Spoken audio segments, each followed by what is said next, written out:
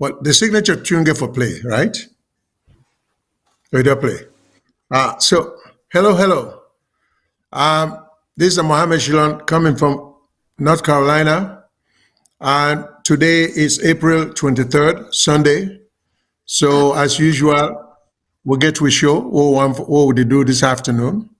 We will get a special guest by the name of Dr. Jonathan Sandy, who will be making an appearance. Our special guest on the show today. He will be making an appearance in the next hour. In the meantime, we'll get some topics that we want to introduce to you now. Also, here's the picture of Dr. Jonathan Sandy. Some of you may be familiar with him. So some of you maybe not, but if not, we will learn a whole lot about him today when he comes on the show. Also on the show today is going to be the renowned, esteemed Miss Matilda Cole, way of VOS, we're getting you on show, way has been so nice to offer for make an appearance with me because my co-host, Mr. Mengot, is get some other engagement elsewhere. Well, so me and Miss Matilda Cole, the co-host this show today with Mr. Sandy, and she's no stranger to her.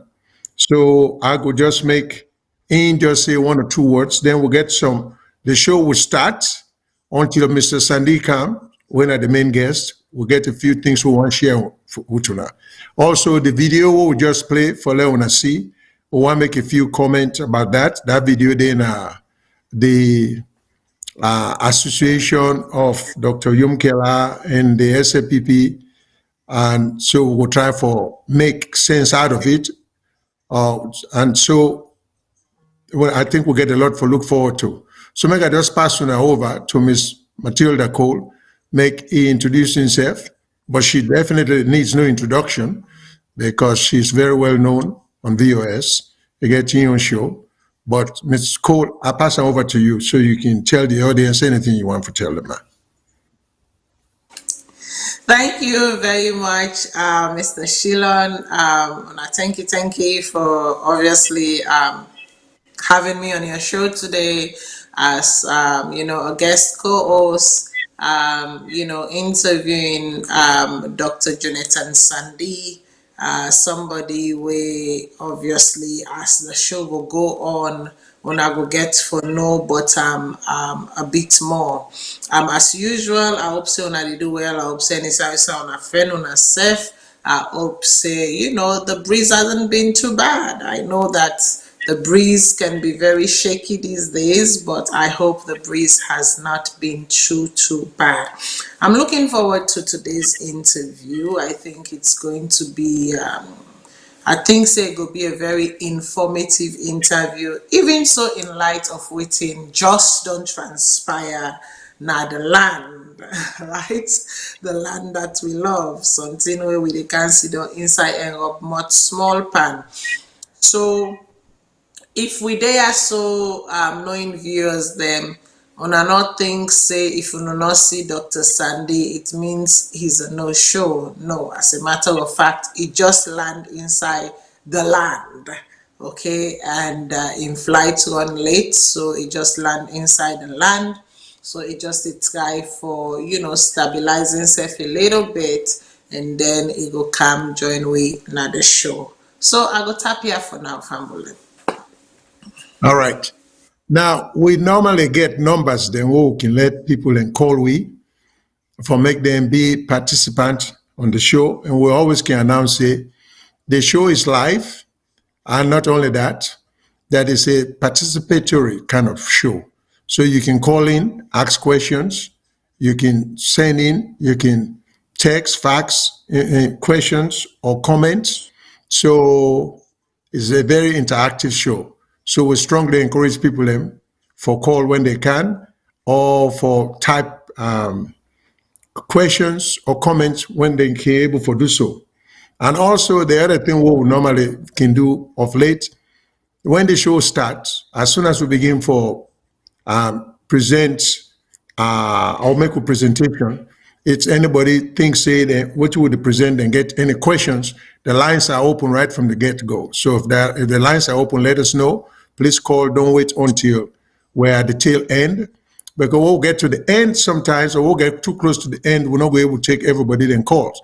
So, but if when I call, if we widen them over the spectrum, that can enable we for be able for take calls, take calls and comment. And it also can help we for let not get too many people on the line. Where if you know the fifth caller and there is the first caller on the line, it means you will have to hold, and they allot 3 minutes, 15 seconds to each caller. Then if you're not the fifth caller, you may have to hold for at least 12 minutes to 15 minutes before we're able to get to you. And that's a long time to just be holding on the phone. So for avoid that, we'll decide, say, we can open the lines right from the get-go or right from the beginning. So if you get any question on the topic we will discuss, call in, give us some indication so we will know. Now, some of the numbers then we for reach. If we be able for reach, we will get a toll-free number. We're now 1-866-944-7722, 1-866-944-7722, or we get a UK number if you're calling from the United Kingdom. We're now +44 2080891455, +44 2080891455. Or if you're calling from Australia, you can call from +61 2909843337. 29 +64 2909843337. And last but not least, if you're calling for WhatsApp, on WhatsApp, then you can call 1-343-997-5828. Again, 1-343-997-5828. Also, most of when I would listen to, we know say, we're also in the carry away on Instagram, on Facebook, and YouTube. So these are all mediums them where when I can try for reach we and run on a comment and at some point cover we or watch we the presentation of the show. So that said, I will just play a video where I don't know if when I see him, I may ask, I don't know if when I see him, because we'll start off with that. I may ask the control room again to replay them for we, because I want to make them, let's see them before we comment on what that video they imply or the message of the video they convey. So if I may ask the control room for replay that video, then we will start with that.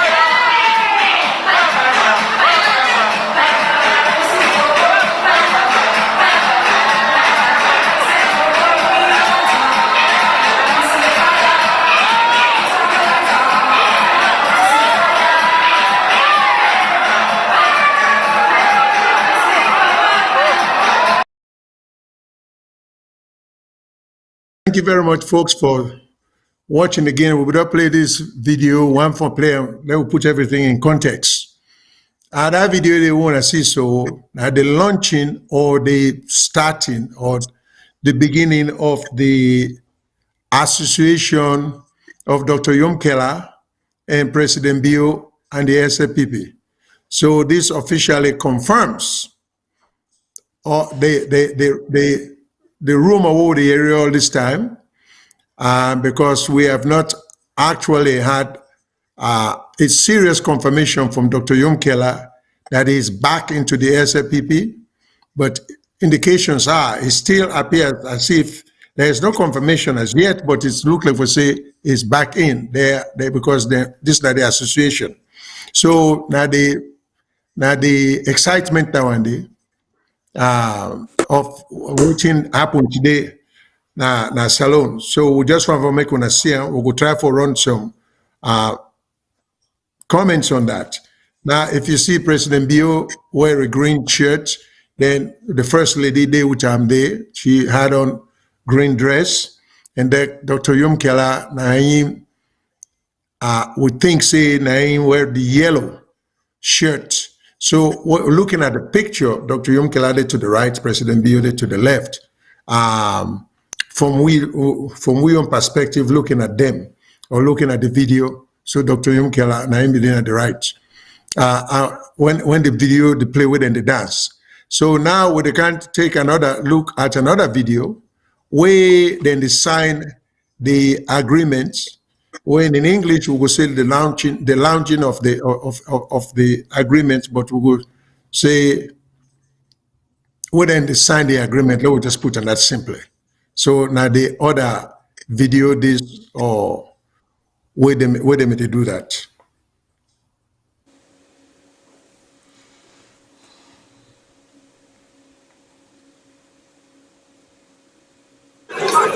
Yeah, fumble them. What when they see they happen, so now the signing ceremony of the alliance. We are also calling As on we the see respective President Bill and national chairman Kanda of the two Yukela, parties they to sign the witness agreement.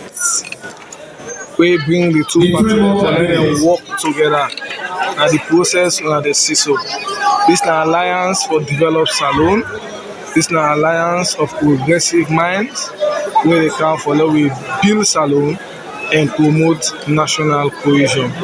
Today na historic day as we see the leader of NGC and the leader of SLPP. They signed the framework agreement we get for bind the alliance.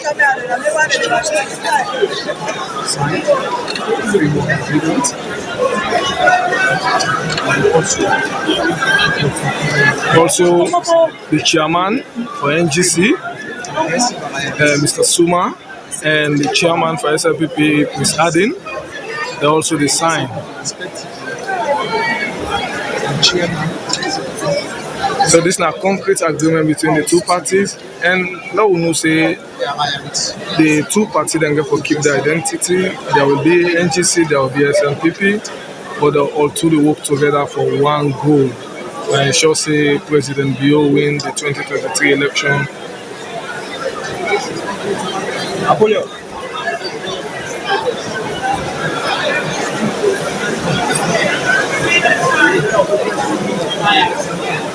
This is a great day for the people of Sierra Leone for experience the kind alliance there. We build on trust.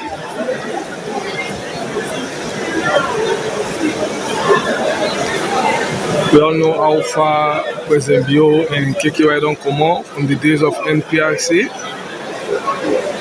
Today they will don't come back say they will work together for push this country go before. So this now where the people get for benefit. Imagine the expertise where KKY they bring on the table and the vision of President Bio. We imagine them two things there now greatness for Sierra Leone.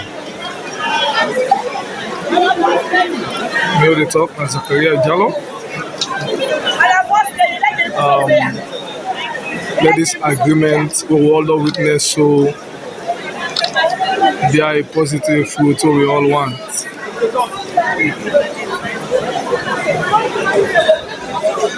Signing ceremony is still going.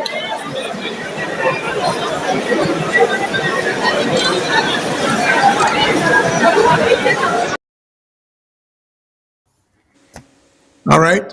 So now the signing ceremony then with the C of the two political parties them.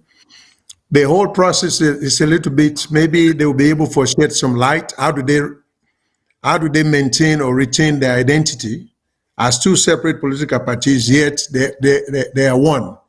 So it will be very interesting to explain which are the common goal and which are the vision, because he had forget two leaders of two political parties having the same vision of the country with the same goals and aspiration.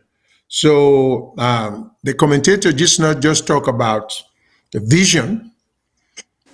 We me think say has always been lacking in our country in leadership going several years back, and then talk about expertise that Dr. Yum Kela will bring into the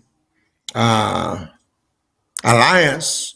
Well, it would be nice for let them tell you which expertise Dr. Yum Kela is going to bring in, since we want to know what makes it such a special event, other than maybe it might be a joyful event. But I will therefore let for minds them open, let them convince we the citizens them for say it's for the good of the country. So that said, let me just allow Miss Matilda Cole for make any comment weighing it. Miss Cole, I'll pass it over to I you. just sent the speech of Dr. Yum Kelana, the the operating room right now, for see, and if we get time, maybe I'll go comb through one or two of the paragraphs then we say. If we can remember, this thing started, I mean, the whole conundrum, the whole hoopla happened, say, about 2 months ago or so, where obviously the NGC party gonna the neck meeting, and inside the neck meeting, one or two things happen. They will now me don't get concrete confirmation of waiting actually happen, and then will lead to basically Dr. Yunkela lashing out, and that lash out they kind of bring about sort of hearsay confirmation of his plan of forming an alliance with the SLPP. Some people are not being see say the consultative process, that there was a consultative process. Some people are being see them as the opinion of the one, and therefore the following of the ships. And it not been go down well with some people, especially certain language was used by Dr. Yunkela, where really basically being seen as you're biting the hand that feeds you type of thing. And then after a while, we noticed that there was this mass exodus from the NGC party, from people that we belong to the NGC party, and then they get for form a new executive, because some of the executive members they left, especially you're looking at the person of Dr. Dennis Bright, you're looking at Desmond Luke in Ireland, you're looking at Nemako Silla, when I've been the new national secretary and everything, and Arthur Pierce and so many other people then. But basically, waiting and they lead to the formation of this group now. We decide say, okay, we want to follow the leadership or the view or opinion of Dr. Yunkela, and so then form a new executive. Inside this executive now, then they go right up, then get a committee where they work with the SLPP for write up an alliance and agreement. And then about a few weeks ago, we see Usai, either a few weeks ago or last week, my memory doesn't serve me quite right now. We see Usai, we see a picture of the vice president, Julde Jallo. We see KKY, Yunkela, and we see the president. Usai, the picture look like saying a meeting there all. And from that meeting there, we see where the president's tweets say, this is very good, because then don't arrive now at a space where they want to work together. And what I find was the key word here from the president's own tweet to say, for make the sort of solidify in second term into office. That is the goal. So the alliance, the formation of the alliance, then talk about peace, then talk about unity, then talk about bringing the country together, then talk about working across political lines. But you can work across political lines without forming a political alliance, because every political party, like where Mr. Shillon say rightly so, gets their own identity, right? It is rare and very, very rare for me to see two political heads, them, two political parties, then get the identical, same identical aspirations, them. But here, from waiting the tweet where we see from Dr. Yunkela and the tweet where we see from the president, almost, I'm not going to say almost, because it gave the similar vibe, it gave the similar feeling as though they agree in everything. They are working towards one goal, and that one goal, first of all, is to secure a second term for the BO administration. And then, as they secure the second term for the BO administration, then go work now for unify the country, for bring peace, for bring development. And then my question here is like, okay, in these 5 years, couldn't this have been done? Should it take the formation of an alliance to do so? Could the presidency, he had numerous occasions to reach out to the other side, to form, working relationships with the other side for the benefit, for the greater good of the nation. Should it take the formation of an alliance seemingly from somebody who, obviously was a child of the soil? When I say child of the soil, meaning that child of the symbol, because, we know for say Yunkela and Papa them, the role where them play inside SLPP, and him being SLPP, having been spat out by, or spitting out by, the SLPP because he can't content the humiliation that he faced, that his mother faced and everything, and then, going away and forming his own party. I think said the going away and forming his own party really was just a temporary band-aid for make you say, okay, I will show a small Pepe. I don't think he actually ever left the SLPP party. I think his heart has always been with the SLPP party, and I think we are seeing a clear demonstration of that listen, this is home for me. This was just something that I was doing on the side, for kind of say, okay, now so now one treat me self, I will show a small Pepe. But at the end of the day, in the showing of the Pepe or what have you, I would have rather, like, you form an alliance pre-election. What do you know about alliances in politics? An alliance is formed post-election.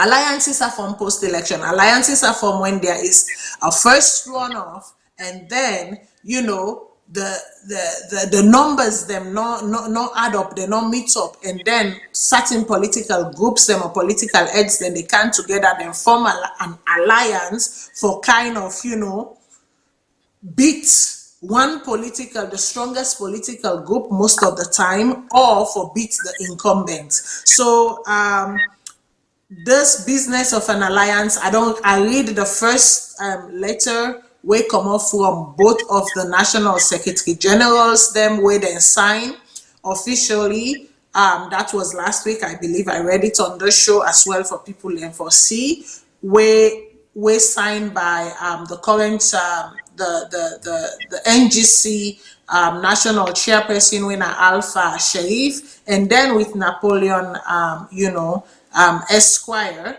and now like Mr. Shillon said, it will be very interesting to see the details where they come together, and we can see clear alliance, clear semblance of opinions, views, and all, and where they differ, where they go apart, where we can see their uniqueness, their unique identity. For me right now, I'm not able to see the unique identity. I'm just seeing something that is formed to help each other.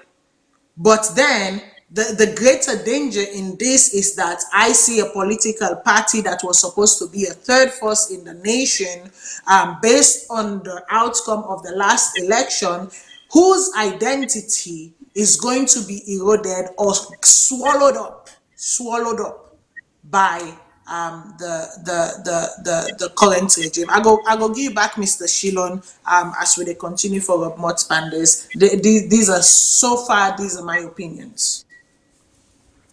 Thank you very much, Ms. Cole. Yes. Now, with a look at, because this is somewhat interesting assimilation or partnership or alliance, as in the column, because, like I say, we don't know which in the detail. We don't know, but we know one common goal, as you just mentioned, Ms. Cole, and that is this alliance is necessary from the SLPP standpoint for be able for enable the SLPP for secure a second term. Well, hopefully that may be a good alliance in that sense.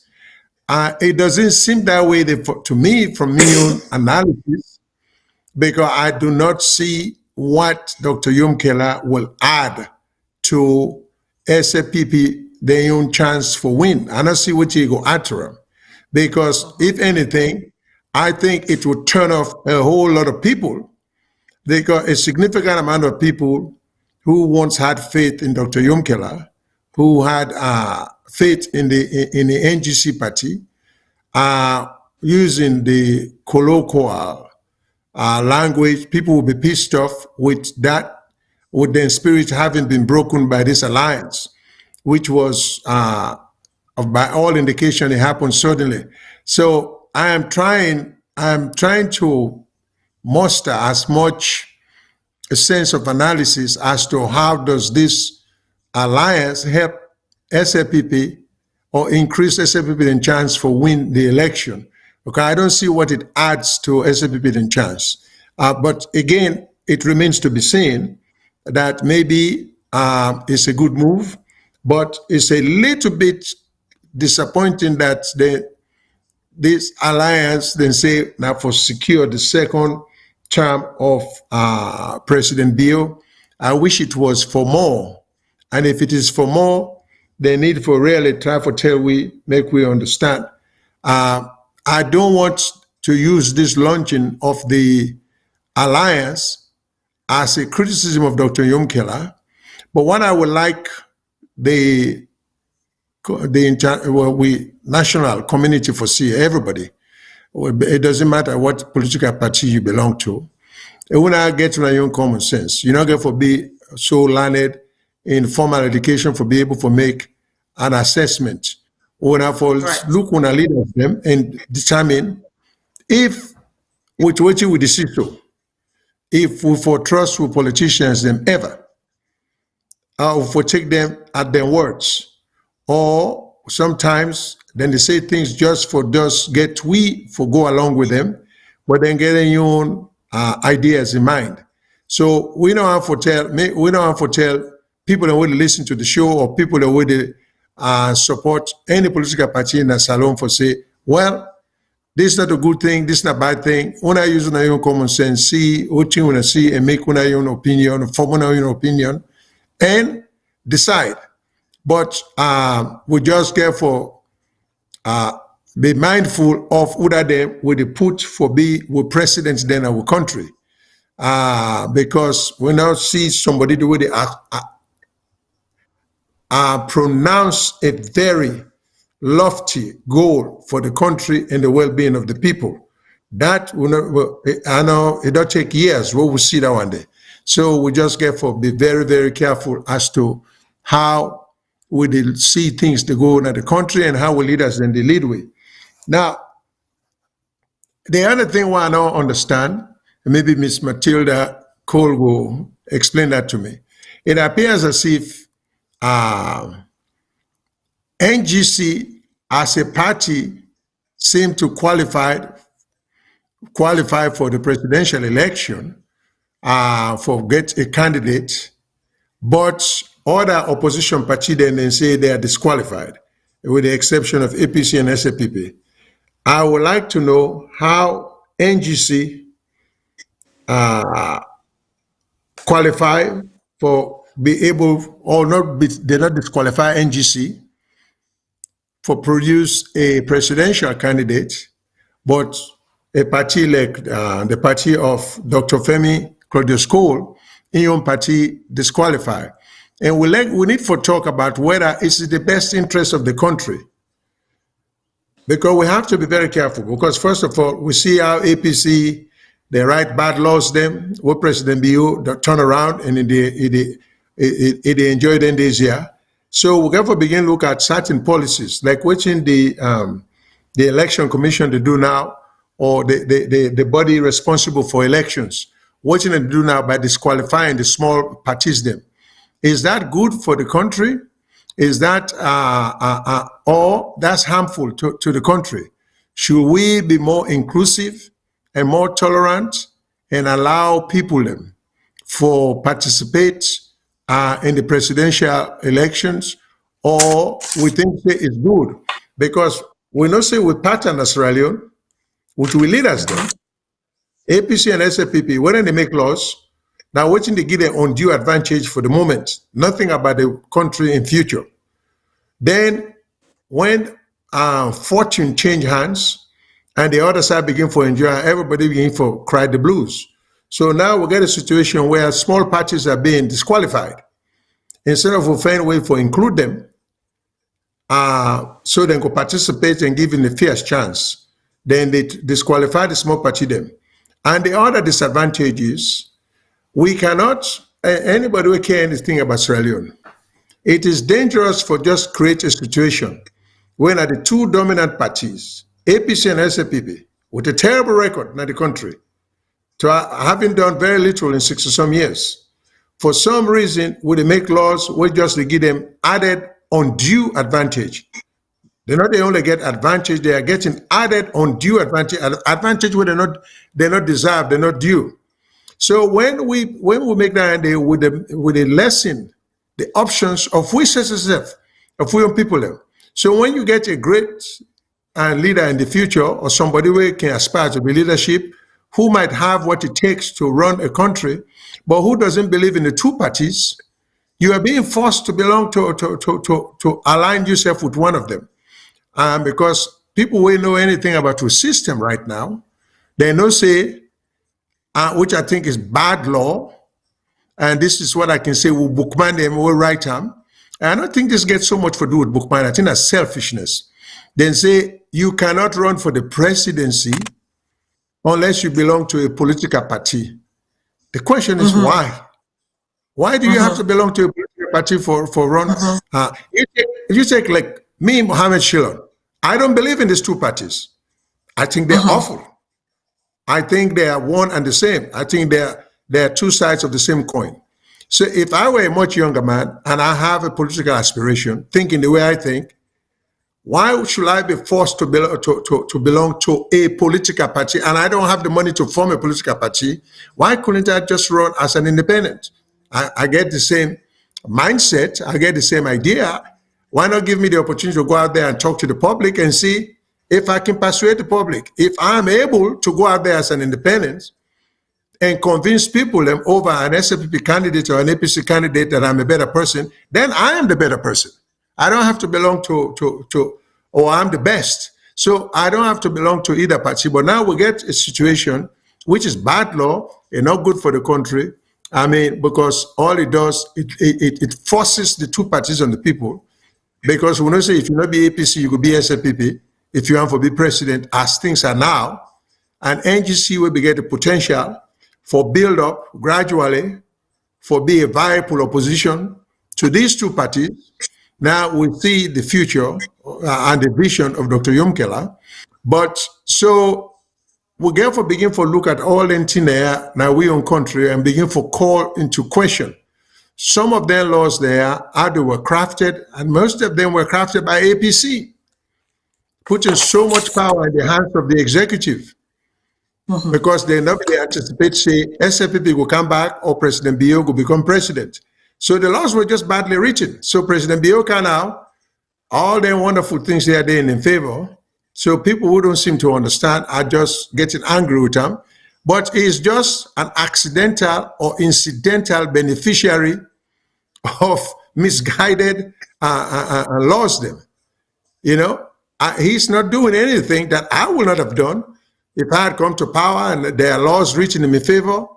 Why wouldn't I use them? You know, but see, people are not seem to understand because a lot of this groundwork, this bad foundation, were laid by APC. You know, and they need to be upfront and explain to the people. There is one thing where I always oppose, and I bring it up all the time. Then get the situation uh, about this midterm census. The Constitution says there shall be census in the Constitution now every 10 years. For whatever reason, then turn around and get an act what Parliament pass and say, but if the president feels, say, he can do a midterm, you know, he can consult he can do a midterm census, he can just consult the electoral commissioner and do one. First of all, it just blows my mind. That is a no-no in constitutional law. No statute can override a constitutional provision. So I don't understand that Bukman lawyer there who will get in a salon, how then they think, or but what that tells me, they don't know anything about what a constitution is all about.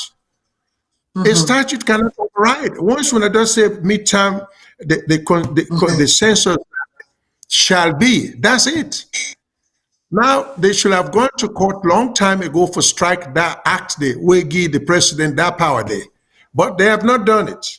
Everybody's claiming to be so knowledgeable, but we just keep undermining ourselves. But these are some of the things. But it's not bad laws then where they right, you know? And we for stop for give so much discretionary power to a president. Let the powers be guided. Let them be well spelled out because this is all in the interest of the country. So I've always spoken of what is good for us, not to watching because this SLPP kind of power, they make love, we could get an advantage. Another thing I am not pleased with, and I like to let people take issue with me. I can never understand why did APC add 2 more districts to the 12 districts than we get. Falaba district and the other district. Why? Was it necessary? You know? So what happened? Where SLPP then self can now, then swing into this midterm census. All of this is not good for the country. Let's work with what we have unless it becomes absolutely necessary to make fundamental changes. But we're not doing it. So because if we keep this trend going, what might happen? Sierra Leone, there will come a time we'll get 100 districts. Because every party we can, then we'll try to add more. Or then we'll mess with the census. And these are fundamental things we should really put in place. They should be so entrenched that no government forget the power for come and begin to mess with it. So this is my own disappointment with the lack of foresight of them who bookman there, and to me, the lack of love and sincerity for the country. Because everything we do, now momentary pleasure or satisfaction, not for posterity or for the future. So, I mean, a lot of things I can say about some of the things here. So, I, for one, I'm not impressed with watching. I see Dr. Yumkela and the other party. President Biya is doing what he's supposed to do. This is the thing, you know.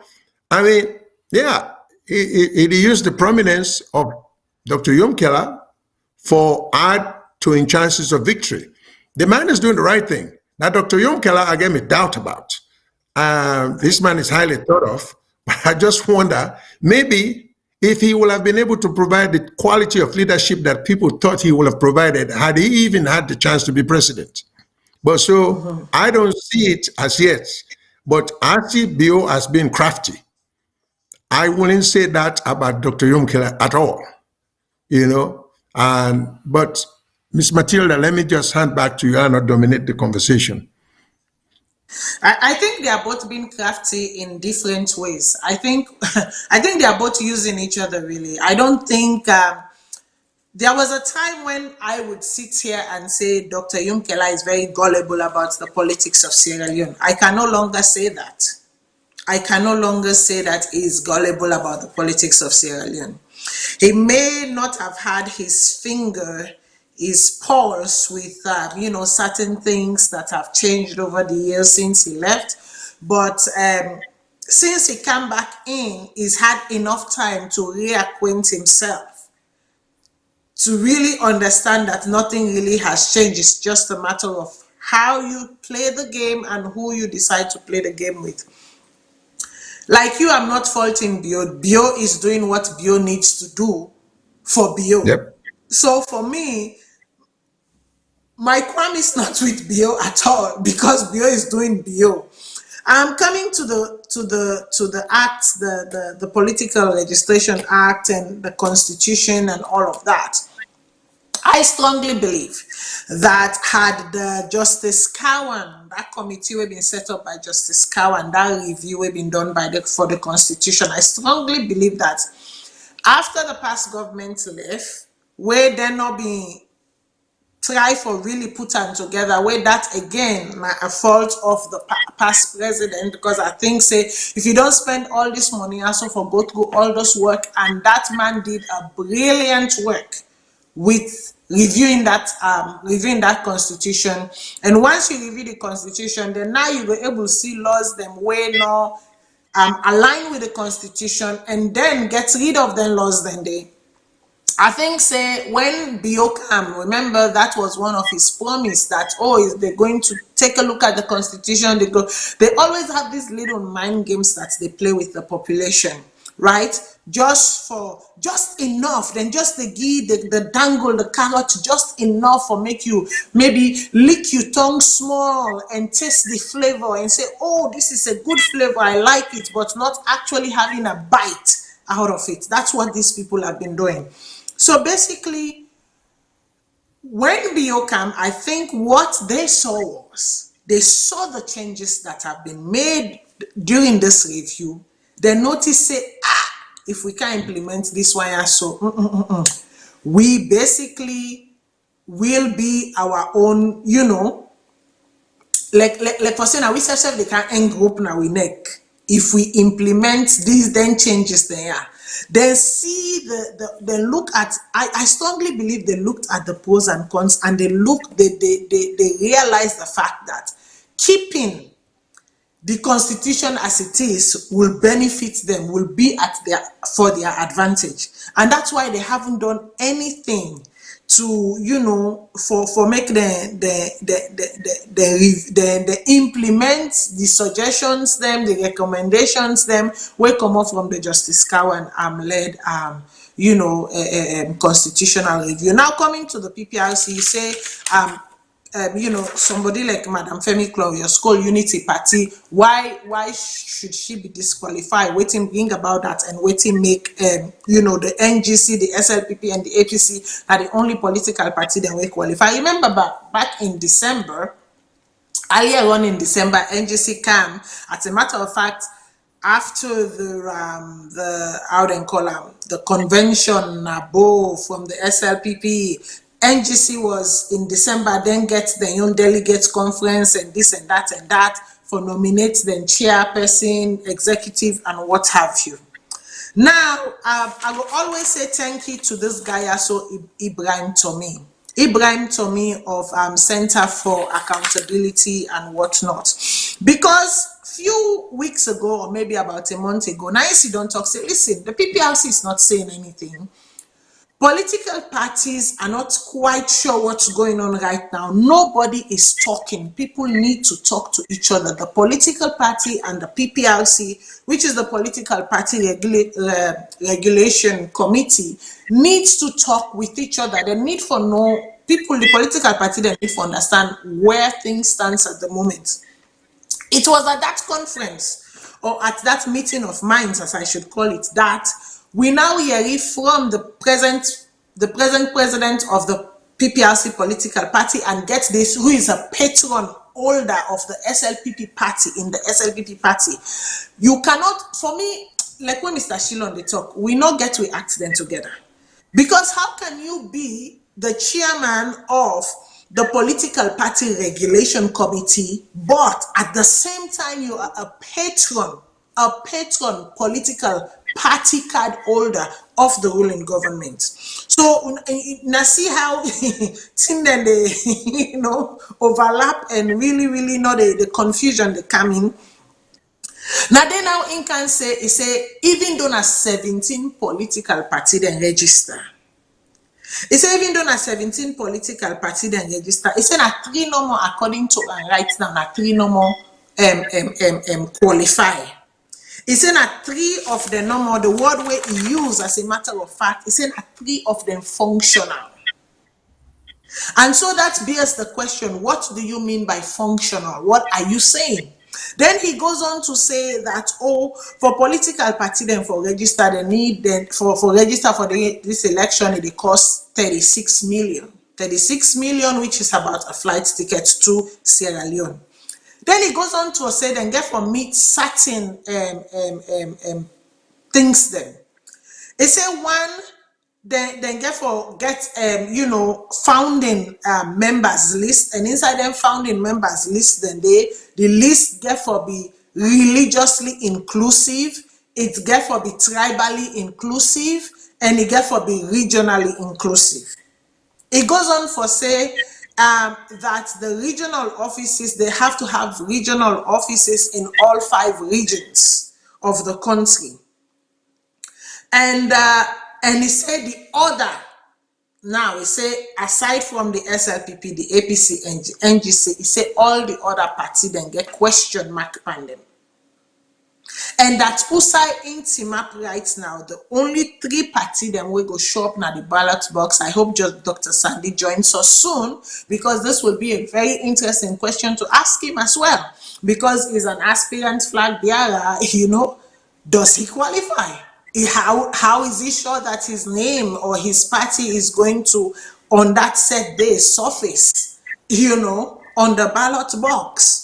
So then go on for the PPRC go on for say all of these things. But now the question that I am asking is that NGC, as far as I stand, then candidates not they run for election. Their candidate is not running for election. Their candidate has formed an alliance with another political party.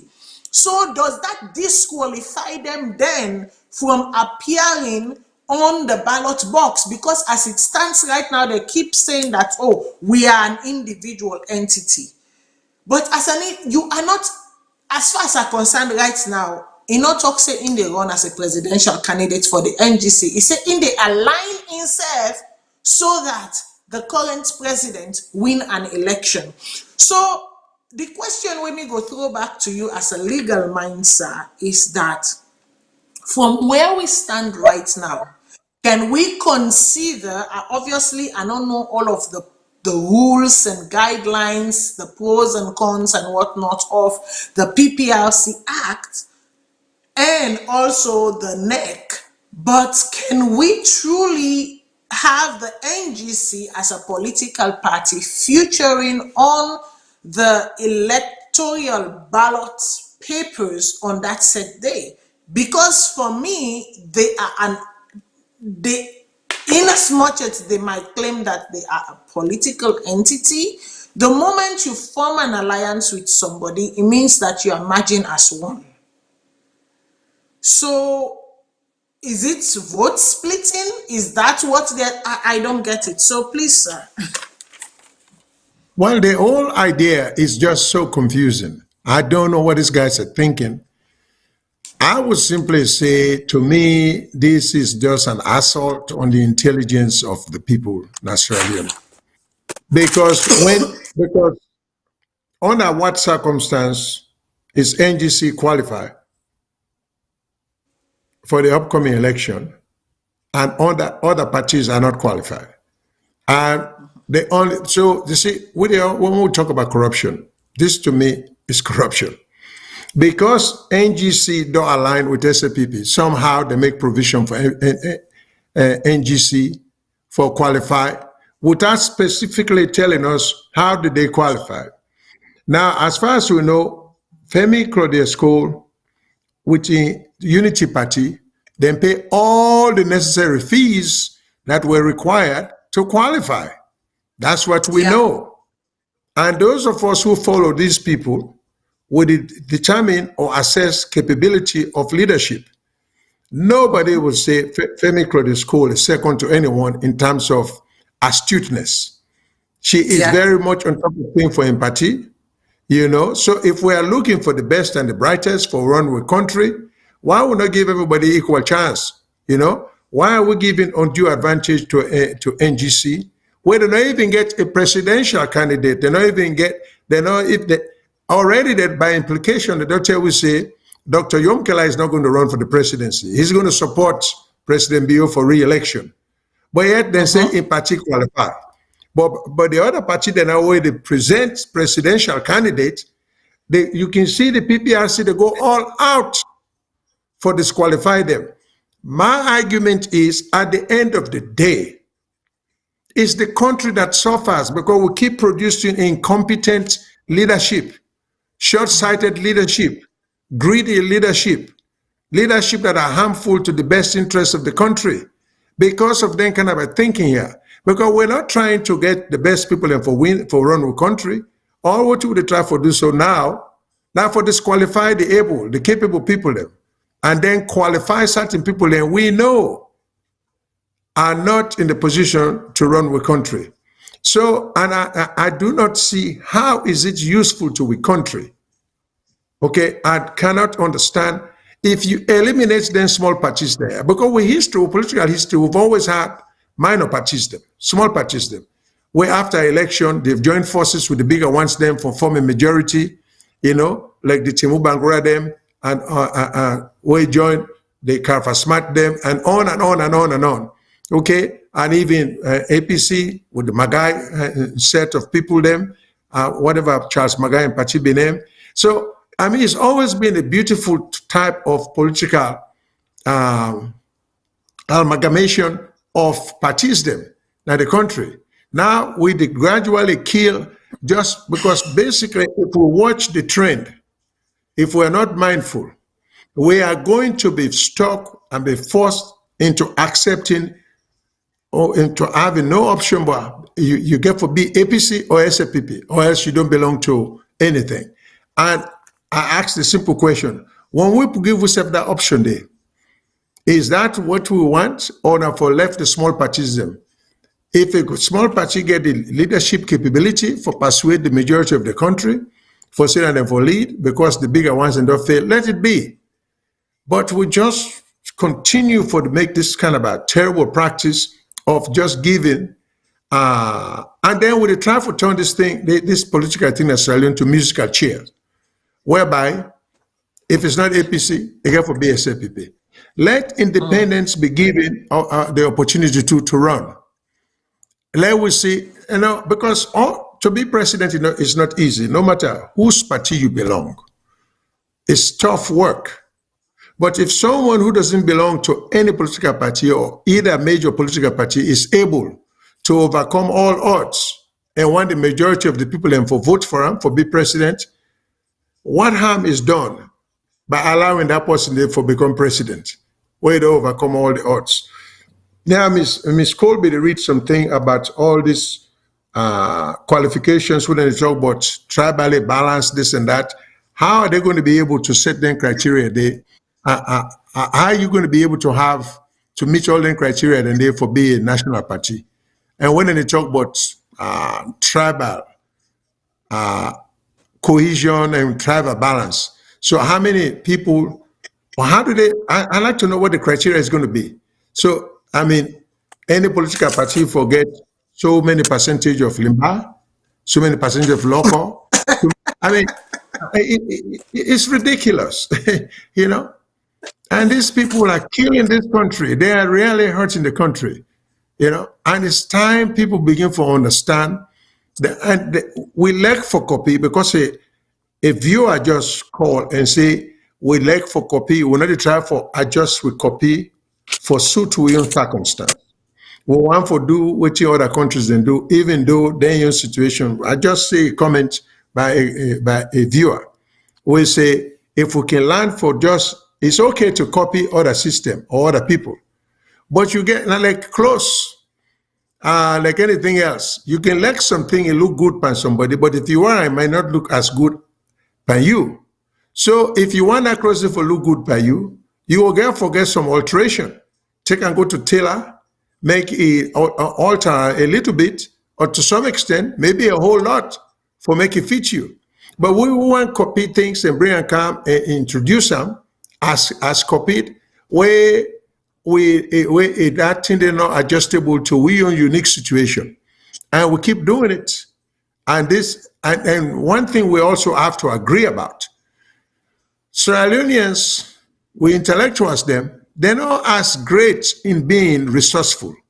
They now go take something from the beginning and nurture them and introduce them for make it grow. We always run copy, which in other countries they do. And then one of the problem then because we copy, we bring everything we bring in, even the system with the which man left give away. We know with common sense there we say some of them the system get for be modified. If you look the way with the practice law, if you look the way with the run with civil service, if you look the way we would conduct with elections, these are all remnants of colonialism. What will not take the time for see which work for. Then there's things that we for keep in place like parliamentary procedure and all this kind of thing. Now then and they will just dilute very quickly for undue advantage. I know parliamentarians them, and that's another thing we're going to be talking about. So this welfare bill, watching the parliamentarians they want to get for themselves. You do one term in a country where a medical doctor is paid $250 a month. Parliamentarian is being paid $2,000 a month. Okay, they are still saying that's not enough, but then consider $250 to a medical doctor who is so vital to society. $250, $300, and which is chicken change for a doctor. This is what these people are paid. And with parliamentarians, they would get paid 6 times above that. They say they want more. You see, so, and there is a video, I may be find out, we've not playing before. When we come to that Act Day, that's Act Day, we could play that thing. There's a video of a woman in Gambia, a parliamentarian, who stood up and lambasted or condemned the entire parliament of Gambia for putting an interest above the people's interest. So it's about time we begin to see some people that rise up. Now we own country for let we know say them going to parliament not for job security, going to parliament now for help, for be a check and a balance on the executive as well as the other sections of government like the judiciary. So we get a whole lot wrong with the system. What we not try for work. So when we look at this upcoming election, what we see how the Electoral Commission and the PPRC, then they try for skew the system, they are not helping. They are not helping the system because just like what Ms. Matilda said, if Justice Cowan, which they recommend, they may put them into place. Okay? Why will any government, that serious-minded government thing say, if they implement objective criteria, then it's detrimental to, because they're not for look at if it's detrimental to them. If for them for look at if it is useful and helpful to the country. So that's if right. Una your personal interests are in conflict with what the country's interests, we're not sending on a day for make una just go inject or introduce your personal interests. And it's about time we begin for seeding there and try for make people that know say they are missing the point, And then you get some people who have become career politicians. They don't know anything else for do past for going to politics. So if you're not right for the APC, they're going to SPP. If you're not right in SPP, they're going to APC because they can't help themselves. So we therefore let the people in the seed and career politicians here for say, these are people who are not going to do anything for that country. They for love our country, let us begin for question some of them politicians there. Let us begin for look the laws that wouldn't they try for introduce. Let us strengthen we judicial system, with law, with system of law. You look at the man like Kamarimba, is being held grossly, unfairly in a jail, and we think say that's good for the country. Yeah, this all these things don't help. And what you would promote? Whose kind of political future would you promote for the country? When you go get a politician, a member of parliament, held and kept in jail just because even when he qualified for bail, you begin hearing ridiculous statement like orders from above. I mean, what does that mean? For those of us who are religious, the only time you get orders from above now the Almighty. Other than that, we get rules. you know, uh, presidential orders should not override the chief justice in order, because he's the head. So we don't understand that. So we kill the system. We think so we do well for the country, but and things will never work as we are engaged in this vicious cycle of short-sightedness and destructive tendencies and practices. You know, practices that are counterproductive, that are not helpful to the country at all. Why can't we start dealing with, first of all, stop weaponizing the police? This ridiculous nonsense about the police inviting people to talk to them. We invite you. Police should not be involved. Why are you inviting me to the police to talk to me because I said something negative about the president?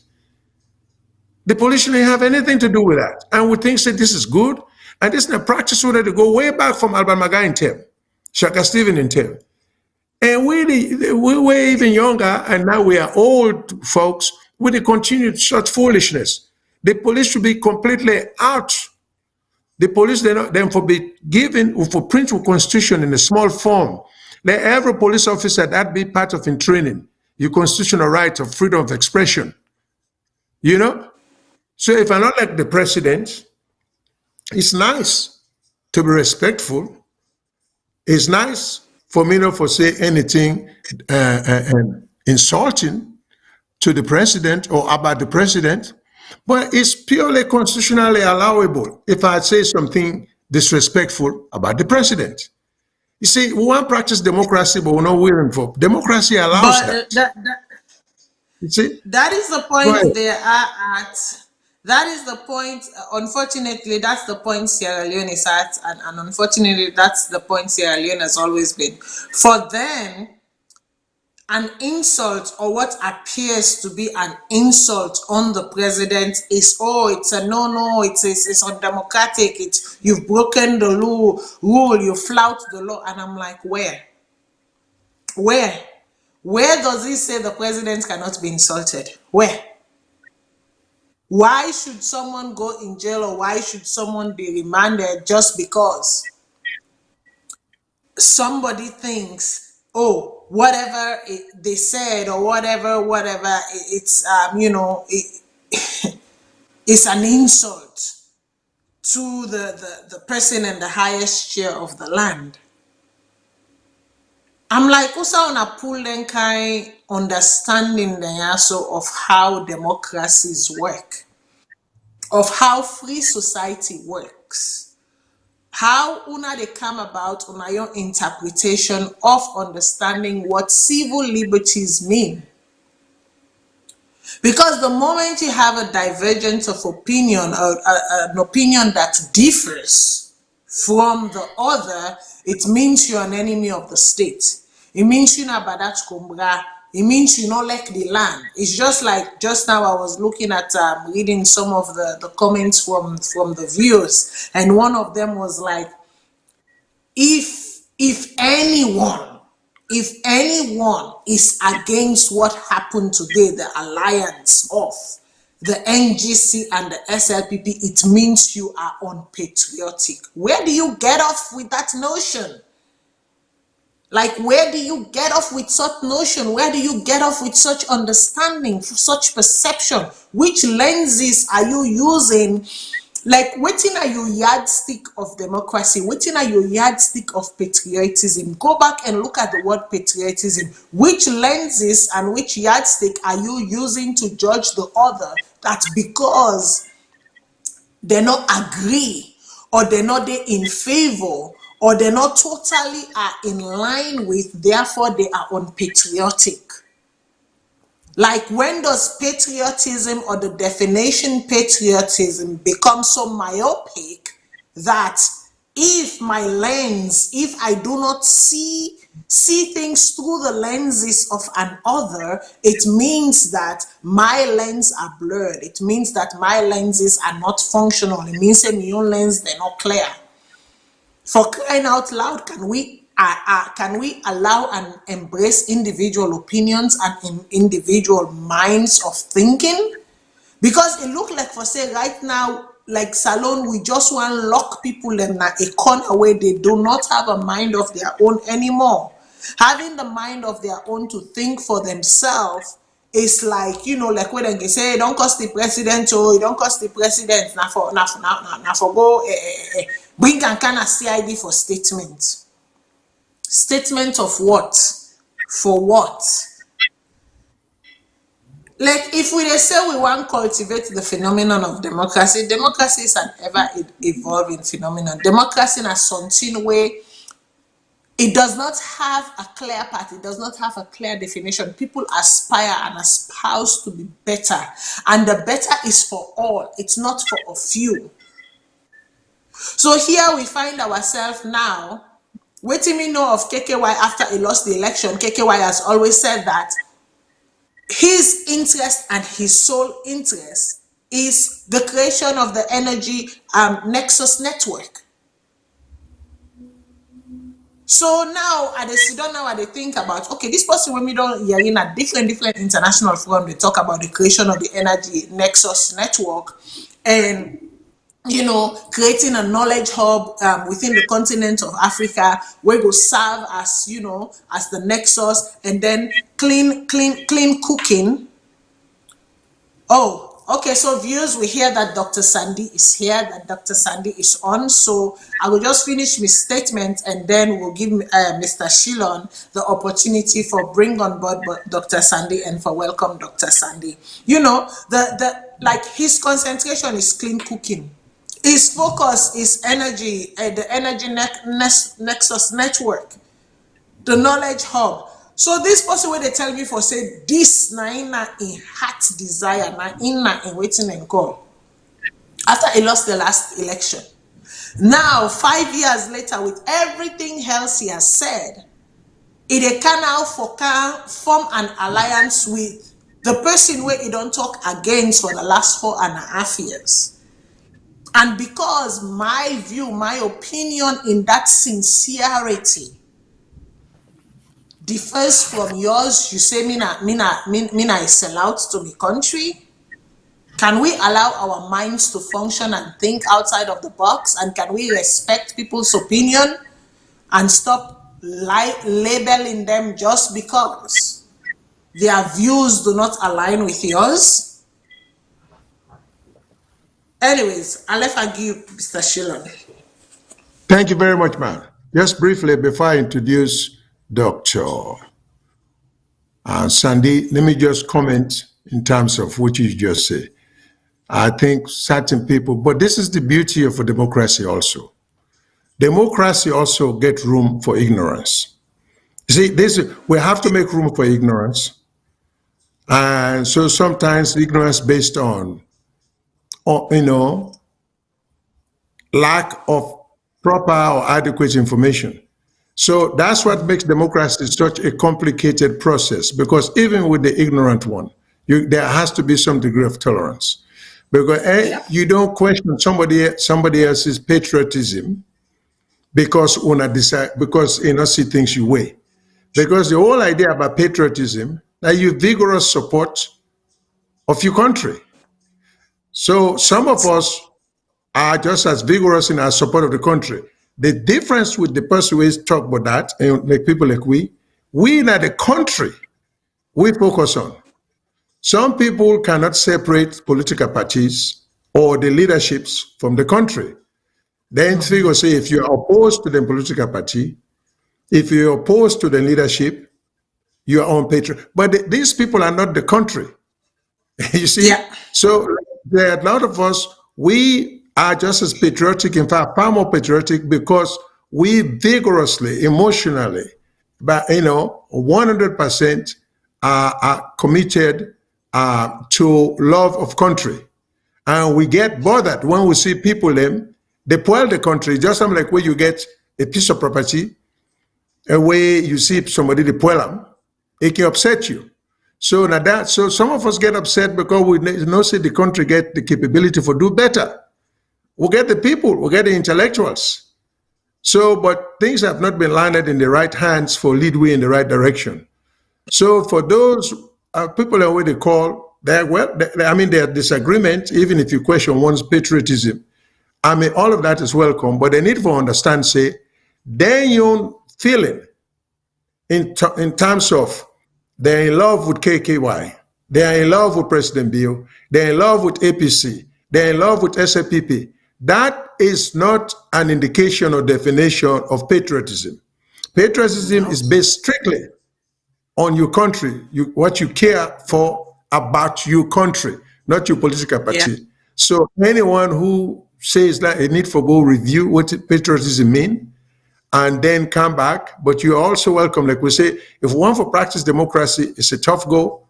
So sometimes democracy, you get to even tolerate the uninformed. Having said that, Yeah. I would like the audience for no say, we get a special guest today. And that special Do we guest, still have I saw a notice to say we lost him. He came on and we lost him. Do we still have is he on back again?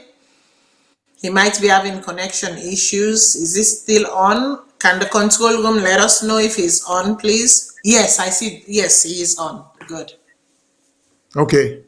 So for our listeners then, we are pleased to have, as we distinguished guest today,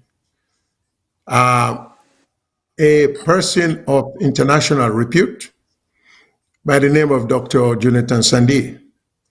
He's a Sierra Leonean, just like a lot of us, and is and both a national and international practitioner with over 25 years of a career path promoting democratic, economic governance, justice, human rights, rule of law, crisis, and stabilization. Dr.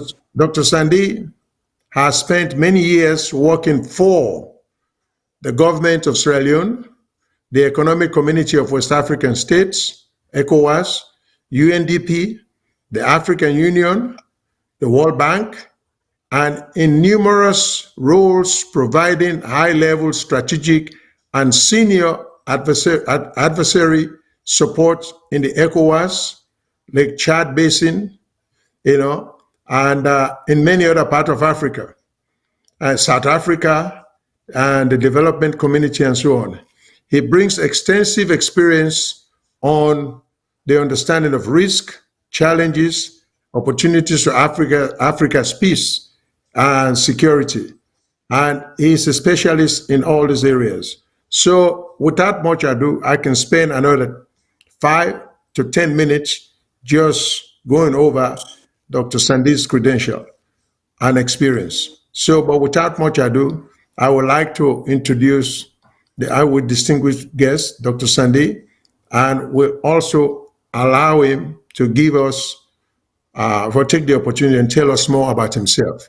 So, with that said, it's a pleasure, it's my honor to introduce a special guest today, uh, Dr. Jonathan Sandi. Welcome.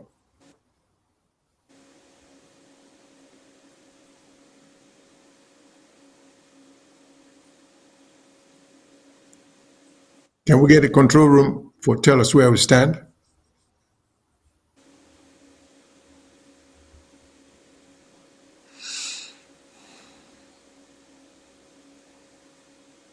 I can see that he's there, but I don't know if he's speaking. If he's speaking, is he on mute? He needs to check if he's muted and he needs to Can we control? unmute.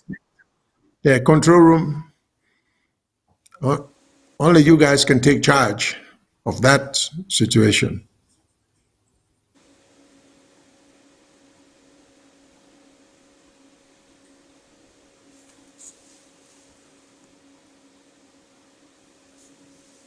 We are having technical difficulties with his mic. Okay. So please bear with us. The control room says we're having technical difficulty, or Dr. Sandy is having technical difficulty with his mic.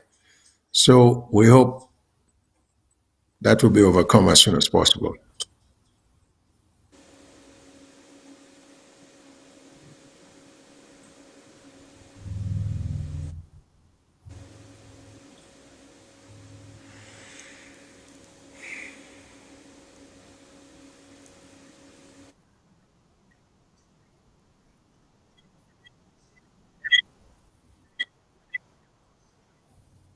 Okay.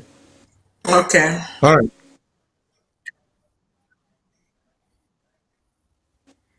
All right.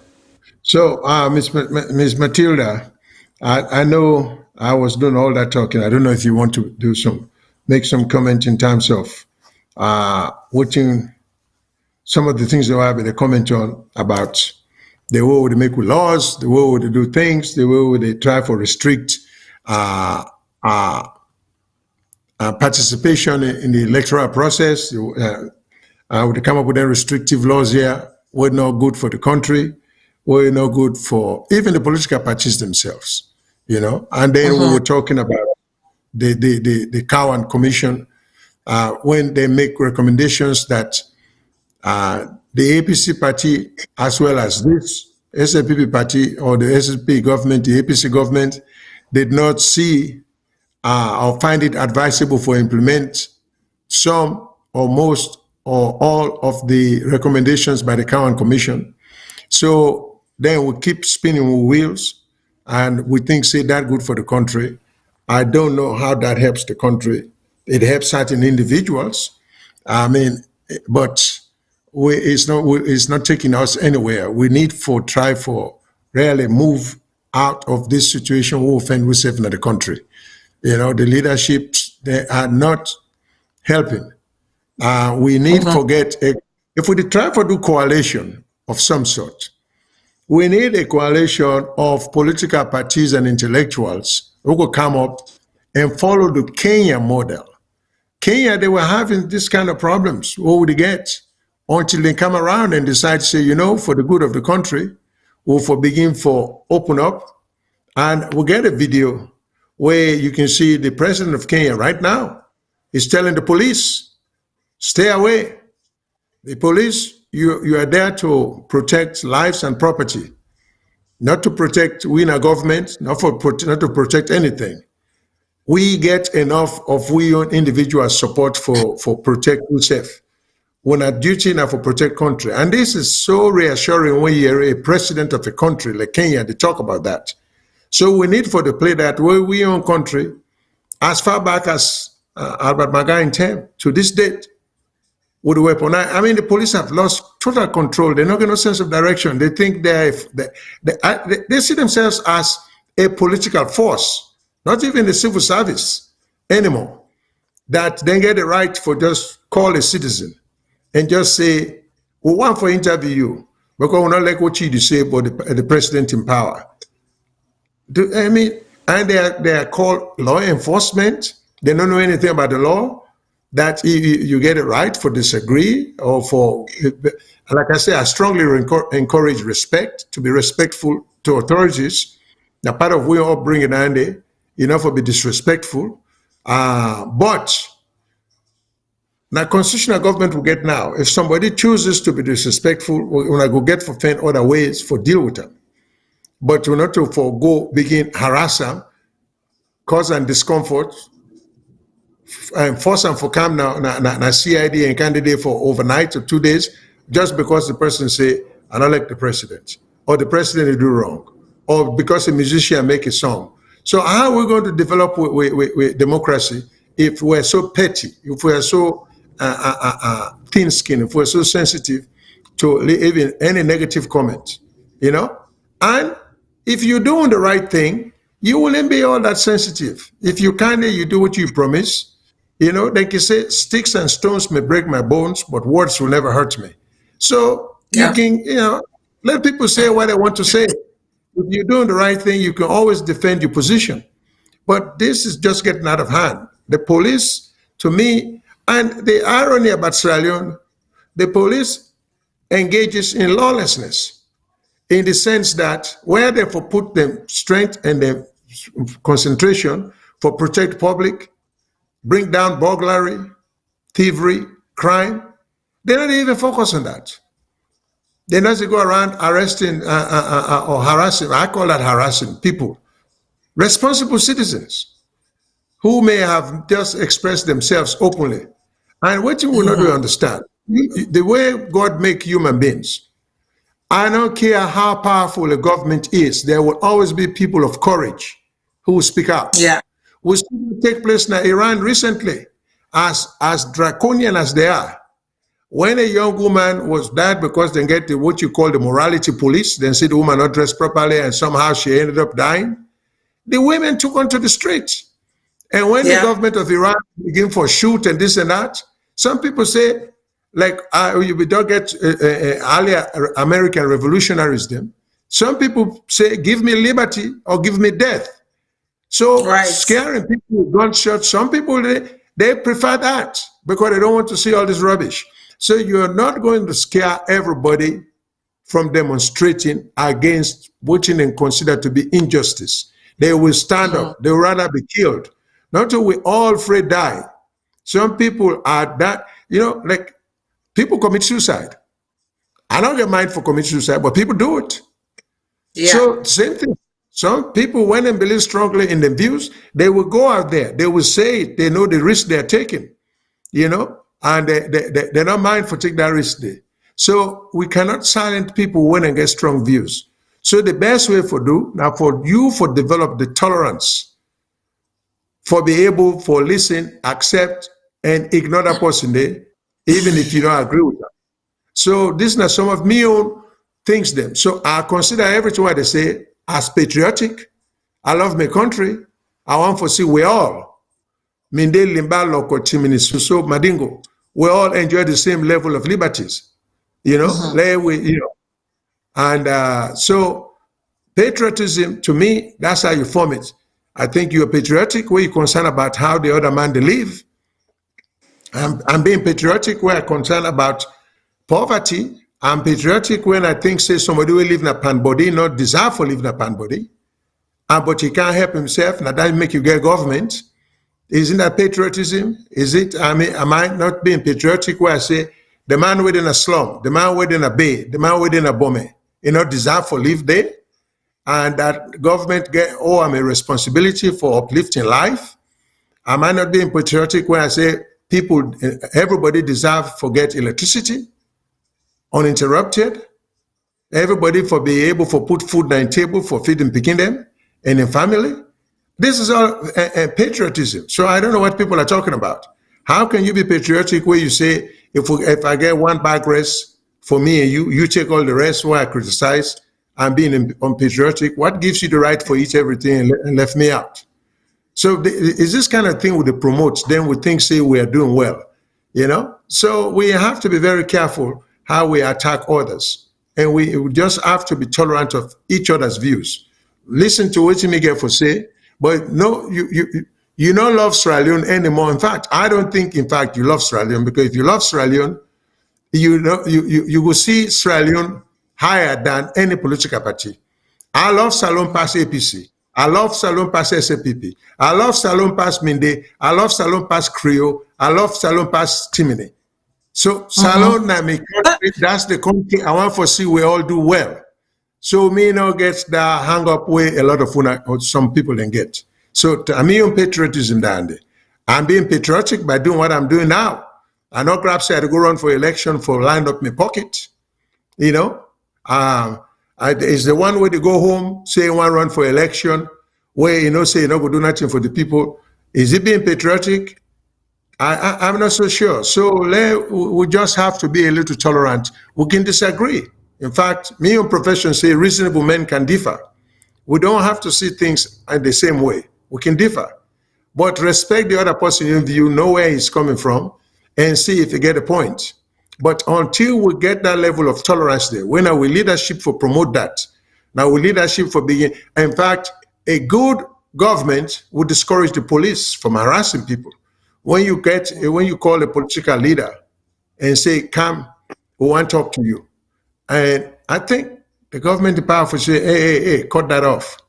You know, he has not done anything because it's in everyone's best interest. Because if I protect your interests, my interest is protected. And when I abuse your interest, everybody else's interest is jeopardized. But we get a system where, for me, I refuse for law to accept as it is because we're much too good, we're much better than that. We can do a whole lot more for the country. And this is what I am promoting. So that's the reason why I'm opposed to these restrictions about political parties, this attempt for disqualify parties that have labeled. So let the people decide.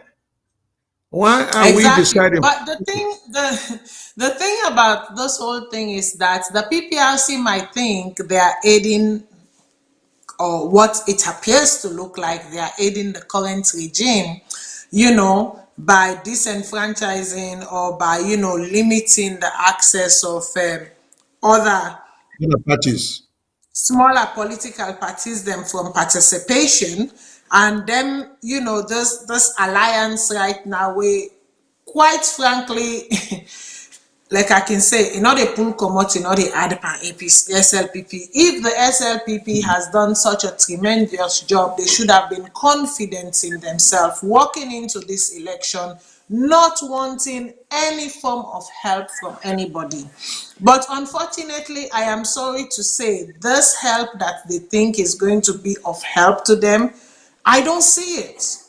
I don't see it, but as we get closer to the election, I will get the opportunity for say the reasons then why I don't see it. And that is not for say are they against the personhood of Dr. Kande Koleyonkele. On numerous occasions have been his defender. On numerous occasions, them I don't side with him with a lot of things then. But that did not mean for say because I side with you today, mean for say I go always side with you. Not mean for say because I see the views and align with your views and opinions today, mean for say I will always align with your views and opinions then. In the 2018 election, we see how we got 16 political parties that we've been then at the ballot box. That's quite a lot. We also understand, say, yes, the APC did quite a bit for 4 streets. Obviously, the registration and coming into politics of Dr. Kande Koleyonkele, especially with that Tusim issue, something that I am grateful that it came up because he was able to wrest it. He go court, then go right up to the Supreme Court and everything, the High Court, Supreme Court, and it was debated. It's now been wrested. Now there is a law. There is waiting and call and there is precedent, and also there is also something to show. Say after that precedent, then at this time happen. You know what I mean? There is something legislated as proof for showing. Say this time so the government's been wrong. This time so now so we lost it because of so and so. Just like lawyer Emmanuel Safar Abdullahi, when the last election, the electoral salon decide for say people are not for work and treat on the day of election. How do you expect people not to be on the street on the day of election? How do you expect them to vote? How do you expect them to transport themselves from one end to the other end? Motokade not for one, this not for one. Like, he challenged it. And he won because it was unconstitutional, it was undemocratic. Now, that's how they get elections then. If the election fall on a work day, do we not go to work and carry out our normal businesses and then go vote? Either you go vote before you go work, or you go vote after work. Canada here, the how they call them, the Canadian Act give you 3 hours. You can take up to 3 hours during an election day, a working day. If you happen to fall on a working day, for make you go vote, it give you that provisions then day. So that then little thing there so they talk. But now we see a situation where we get 17 registered political party. We are today at the almost today the 24, not to so sad. Yeah. It means for saying we are 2 months, exactly 2 months to the set date. Exactly 2 months to the set date. And there are only 3 qualified. Now, me, now that make I'm really hoping that Dr. Sandy comes on for me. He can tell me like he's running, but have they qualified his party even for being at the ballot box? We get only 3 qualified political party them according to the PPRC when the name go feature at the ballot box. What is that telling us about democracy? Is that really, are we really practicing democracy in the country? Is that how democracy is practiced? Is that how the opening of the political space? Is that how it should be done? Is that how it should be done?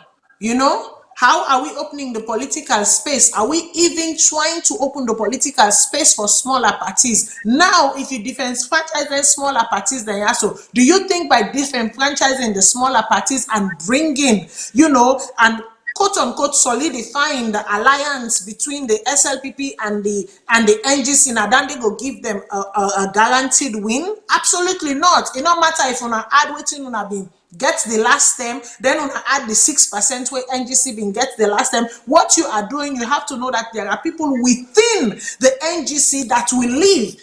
And there are people also within the very SLPP that will not continue to vote for the SLPP this time around because they feel say, waiting, that thing have been voted for last time, not showing our experience during this 5 years. So therefore, make I go try other side. And the little parties that you are disenfranchising, what's going to end up happening is that they are going to now make them say, form a cabal and say, waiting, make we go here, so make we put all we strength and might. We might not agree with them, we might not be seen in the same line, but just because of this,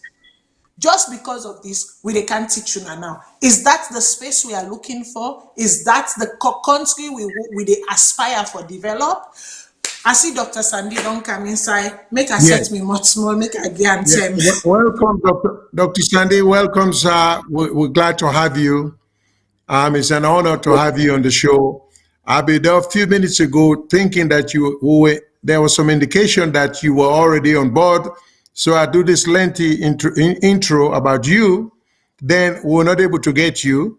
So I'm not going to go over it again, other than for just say in a nutshell, you are a man with high credential. You are highly successful at home and abroad, and that you can tell we more about yourself, but we know say you are in the business of promoting international security, promoting democracy, promoting peace, promoting good governance, and on and on and on and on. That your expertise that one day. So we proud to have somebody like you, and there are a lot of people who may not have heard about you with all your prominence and some of the difference we make in other countries, and how well needed you are.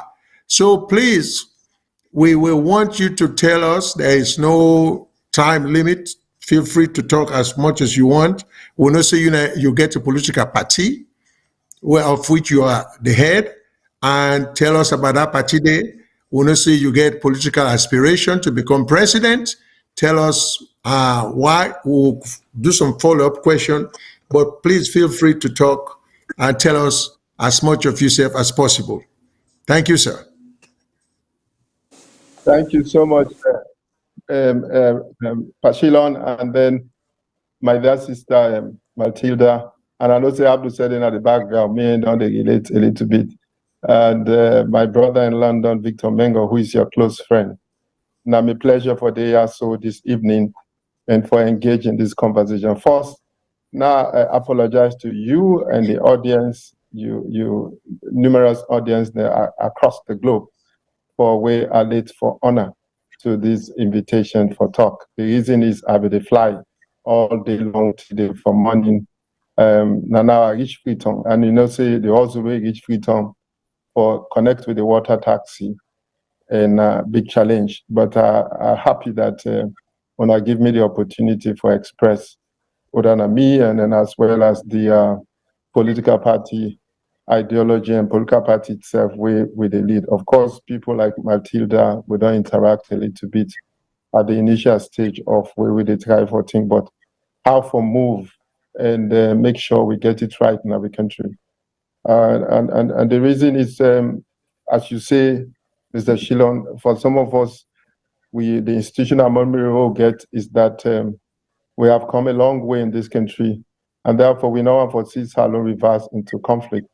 And many research around the world, many of us can say, country we don't go to war, there is a likelihood that after 10 or 20 years, it can go back to war if we not be careful about the root causes of war. So some of we into politics really, as I can tell people, now split life I get. The split life what I get is that back home, I'm a national politician, and then internationally, I still the chair of the African Union Peace and Security Council, especially think tank research institution committees. So now the meeting at Gopana, Kenya as the chair of the AU Peace and Security ECOSOC Council. And the reason is, say Sudan, they're under hot seats. So we were quickly, in terms of crisis intervention, I began to go facilitate some arrangements in which we would do as on behalf of the African Union and make some recommendation to the African Union Peace and Security Council. So then last 3 days or so, or 1 week, I've extensively been busy with that. But I'm very grateful that the ceasefire we propose for 7 days not begin work, the evacuation, humanitarian needs on the happen in Sudan. Obviously, I can tell people and say, when you come into politics for wealth creation, it's different from some of we know they come for look for couple inside politics.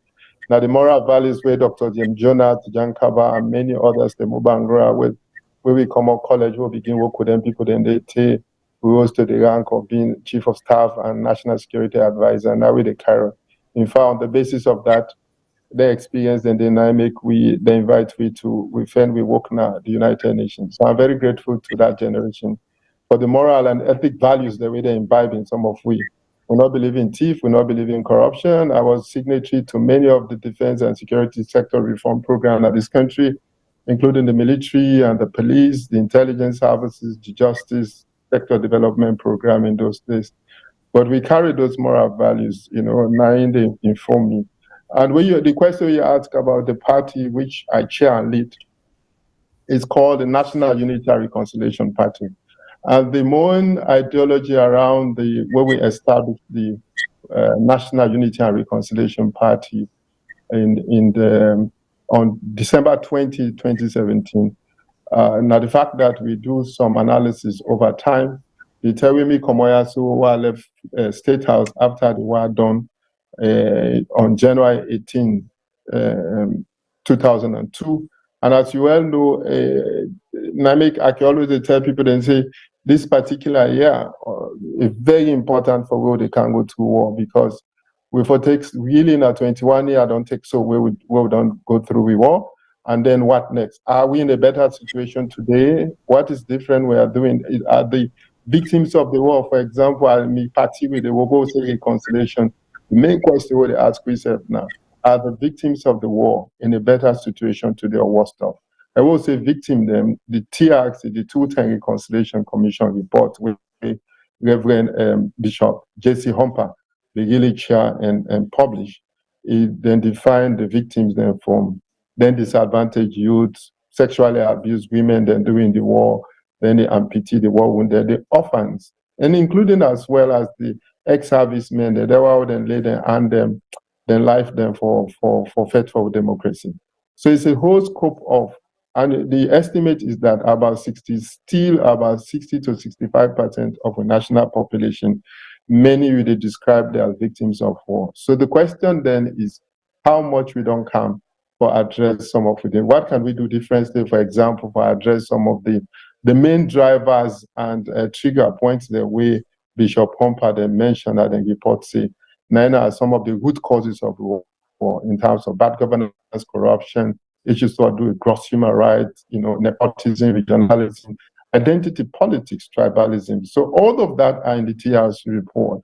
So on the basis of that, some of we get the institutional memory of Usai Salon de Comot in terms of the conflict transformation spectrum. In other words, waiting in Army aid is that we'll be small, we come out college, we work with them, pardon. Out Jan Kaba and Dr. Jim Jonah, that set of people. Remember saying that be 23 to 25 political parties we began 1996 when multi-party democracy ushered in. But waiting, Tijan Kaba and Dr. James Jonah and all that crops to, then get for help with for move Sierra Leone from war to peace. And then within the conflict transformation, when Tijan Kaba hand over in 2007 to Koto Hannes by Kroma, of course, I call him Koto because now the same school we go, and Boys Kroma Broker. That's why I went to school with him. So we normally they expect we serve as once I maybe senior prefect, I also they call him Koto. So from that anyway, Tijan Kaba hand over to him, and then he moved the country a little bit from peace consolidation to recovery, and then to post-war reconstruction. And then at the MCA, for them, they go towards sustainable development, where they aim at some of the indicators we don't see. But within that spectrum of post-war recovery and post-war reconstruction, I think we don't stagnate, but we don't reverse against the road, don't make, we need to be honest. And some of the elements, then the multiple and complex challenge the road on the face back, such as gross human rights violation, issue of wasteful spending, corruption, they don't resurface, and therefore, as I say, we own political ideology. We are not in rush. We always tell people then say, well, if the legacy of that regime and then wait till we don't pass now the country, and the TRC report them be published, and many of the recommendations of the Truth and Reconciliation Commission have not been implemented. Now making that the basis for which we come back, say, okay, let's establish the National Unity and Reconciliation Party, where particularly they try to address the issue of what they call identity politics, that's tribal and regional politics. Now make we slogan and we say, we cut across for make Mama Sado. It's cut across, C is our logo, and means we often on the argue, say we don't tout Mandela versus Timeline politics. For example,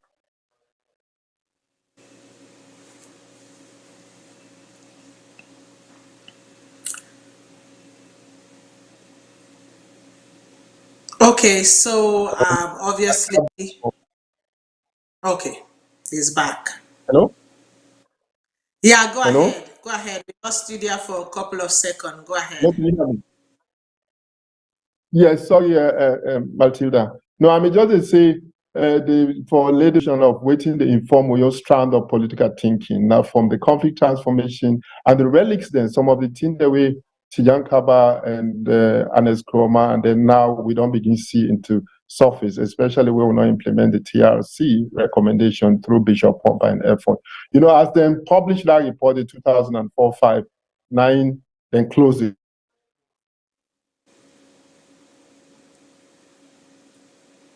The commission.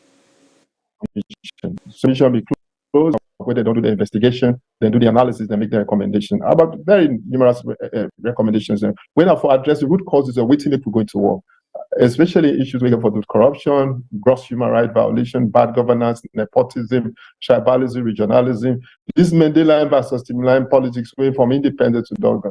So we have not done much about that. Now I inform me and my own friends and colleagues a critical mass of Sierra Leoneans, especially those of us who worked under those regimes. So we established on December 20, 2017, the National Unity and Reconciliation Party. The basis is to help to promote or amplify the recommendation of the TRC. And part of those recommendations get for address some of the root causes of the conflict, especially asking ourselves the question, where the woman they were be raped?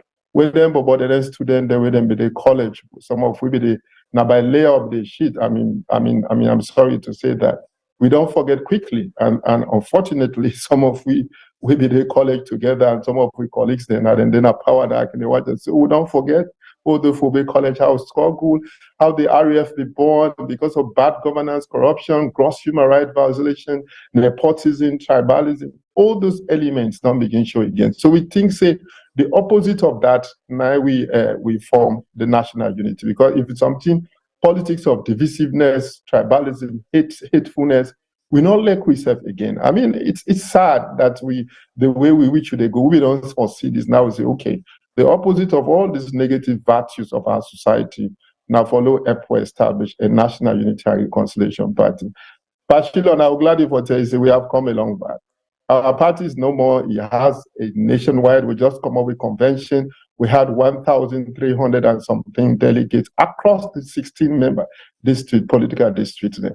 And we believe, say, the one of the tough election we'll get our convention, not the women's leader, Matilda. We had our incumbent women's leader who want for go back. Guess who that beat her? Now the national women's leader of our party, now Ampitina Mbita, a woman that was maimed, then cut in hand at the age of 5 years. If it was so emotional when they campaign, it beat we incumbent woman. 30 days they blame me, and I go support the Ampitina. I said, no, I have nothing to do with this. But Madam Femi Claude School Bidede, my colleagues them from PDP, other party them did Boku, then see it was too tense. I mean, Martina, we're all close to Femi. He go tell you, Femi go say, hey, instead of the panic could go windy. That lady they beat by 2 votes. So I was extremely excited. Everybody emotionally was saying, no, we have created a platform not only for women. For example, now a young woman again, Christiana, in win with National Women's Secretary General of our party. We contested with 3 or 4 other, even incumbent Pastor Tambagbeki lost the election to Christiana, and then the women's leader. So it was fascinating how far we don't get wards there, we don't get what we call constituency executive, we don't get district, or we don't get region. And now, before I travel, go Kenya quickly. We're too very busy with now 2-step strand. In other words, I mean, they say you cannot be a king without a kingdom. So I believe that with the management of the candidate nomination process for local government and the parliamentary election, that we focus right now. But how we want to do that, and that's interestingly, and Bashila, you get Maltida on our that. We believe, say, we own from the morning, Maltida know this. I believe, say, one political parties out of the 17 or more cannot change Sierra Leone political culture, because we are faced with a situation where we already had them parties that will be presidential candidate like the last election, 2018. We all get different identities. And therefore, if you watch Creole, and there is some parties that they want to Creole people, then they head them. So parties that the way we demanded, then they head them. So parties that want to Shabroman, for example, the SL people are led by His Excellency, comes from a very noble tribe as when Shabro there. We mandated, you get Timni, you get PDP. So what I'm trying to say is, so many of them during the last election skew around Kanye Young Kala. We have to be fact of this. There's nothing wrong about representing. Dr. Sandy, make I hold you. I want only 1 second. It's getting really interesting, and whenever we get callers, then I collect for interrupt, because maybe the caller gets a question for you. But before I take the caller, I really, I'm excited. I'm so thrilled to hear that, the women's share right now, Nana, my associations with the amputee population, the war victims population. I'm like a fierce advocate for that segment of society, because I believe anything we can do, they can also do. They are equal to the task. It's just about providing them equal opportunity across board. And yes, we've had several, we don't get several interactions them. And like I say, me get to know about Dr. Sandy and develop me communication with her through the formation of the co-op. Honestly, that's how I got to know about him. But then that we go get inside all of that as we go along. But make I take the caller, and when the caller done, I go ask Dr. Sandy a question before we go into some other subsets of questions. Then caller, waiting at your name and also you they call from.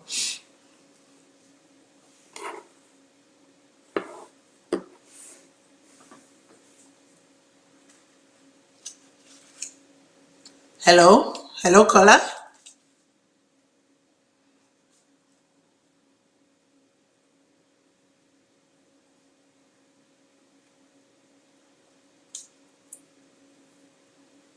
Is the caller there?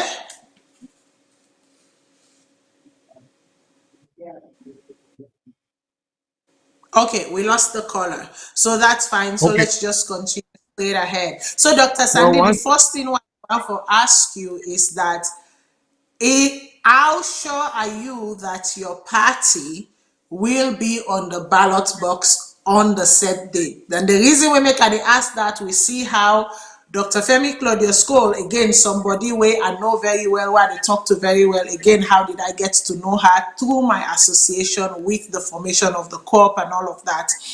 Where we see, say, you know, then it don't go through all the different stages them of qualification.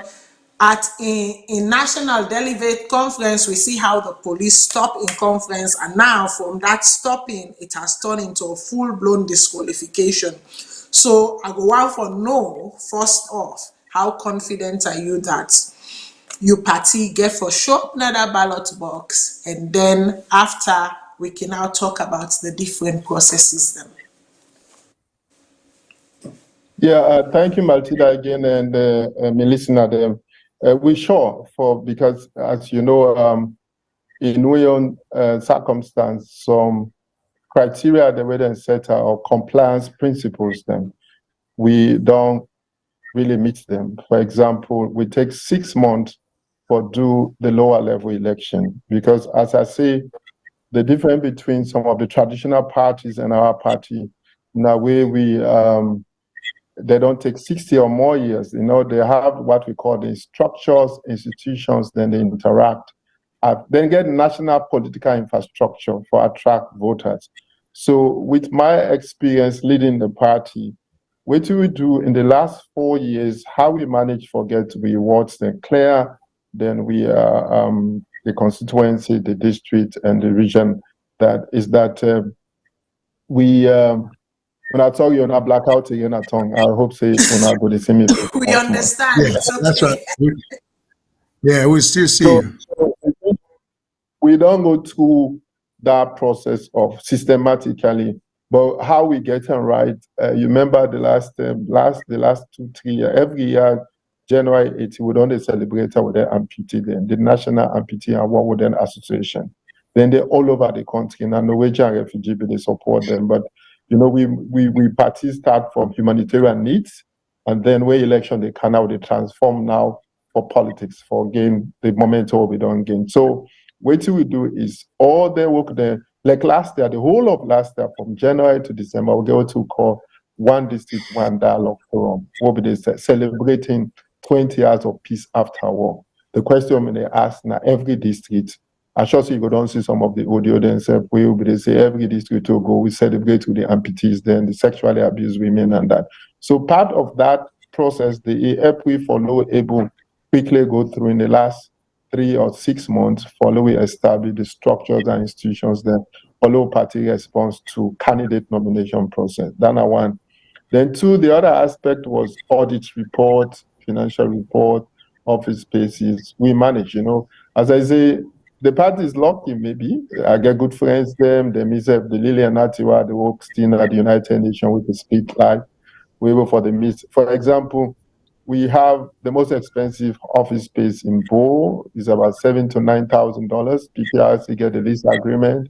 We have Kenema, we paid for 2 or 3 years. We have McKinney, and then we have Putloko, when at the recent Northwestern region, number 32, Osungo Road. And then, so we don't manage that process, they follow. We be no say, definitely the National Unity and Reconciliation Party was going to be one of the. So I mean, understanding the political analysis and how people then will try for put some storming things. I'll be very aware and I'll be very strict with my party, making sure that the administrative and institutional capacity or requirement we can together will do that. In fact, now we're then at the stage with convention report. As I tell you, all the delegate lists and the convention report. Now we don't finalize that Monday. That will be submitted to PPRC as well. Then the lease agreement for all the offices, we have done that. So I don't think, in fact, we don't negotiate with ECSL that because of certain criteria they will don't set for candidate nomination process. We want to make sure, say, Maltina not come against we for the 30% of women them. So right now we they make sure say every district under the district block representation, we're able to get women them for come up with the cooks then the bio there. In some circumstances, Matilda here for come back, there's some of them they say we for sponsor them. And imagine we say amputees, the one for team up. Some are young people, sexually abused women. They are coming up, very interesting people who want for going to the local councils. So I will get for swallow Pete and see how we will help them for getting candidate nomination fees. So that's where we are now. And we don't make ECLs and give we deadlines. We're gonna from the 19th to the 28th now for process, candidate nomination process on that. But the big challenge what I want to mention to Una is that under the district block representation, the threshold where Parliament connive with the ECS for say every party or independent party for get 11.9% before you get one seat now local council or you get a member of parliament. It's too high. And therefore, I mean, try for tell you, Matilda, say the only way me feel say follow we optimize this back because they are deliberately trying to close the civic and political space. I remember before I joined when I talk about these young parties because we are not small because our political ideology, for example, we want to consolidate the peace process and lay the foundation for socio-economic reconciliation as a means for prosperity of our people. It is in our heart and mind. But at the end of the day, the threshold where they don't put say 11.9%, now every party forget. Who say they go pull for say 10% not significant now we law, for if a person get 10%, of course independent candidates are out. So we are battling with that. Number two, we also believe, say, the parliament has not helped us. We expect say some other pro-democrats. I mean, I don't want to call names. People think about it now. The forming alliances everywhere. But some people were in parliament. I imagine if I was in parliament, I could have walked out for certain bad because we will come to the cope. I kept telling Femi and my people, and you, Maltida, you talk one-to-one. I said, let's forget about coalescing to manage candidate nomination process, whether for local government, parliamentary, or president. That will come later. Usually, from my experience on the continent, even though they help now last minute they build coalition for where they manage candidate because the section 35(1) of the 1991 Constitution, Mr. Shillon, it always say the number one function of political parties. Now we are responsible for manage candidate nomination process. So for local government, parliament, so that one in the last thing. The thing where maybe the fasting cope for I say when I see them, when you want to rig election are two phases. Phase one, not the normative phase, not the legal and policy instrument. If when I sit down and tamper with that, they will not go court, will not do that. I kept Ahmadi Sudan and say the laws are coming. Yeah. Those laws. So I know one for cut Dr. Sandy, but I just want for say really one of the things we bring about the breakdown of the formation of the coalition was as a result of this, because this now one thing where personally me and Dr. Sandy get a one-on-one lengthy hours and hours of conversation because I've been really need for understand waiting I be in insistence on them principles there. So knowing the importance of policies, right, and the legislation of policies and how that can affect other things them.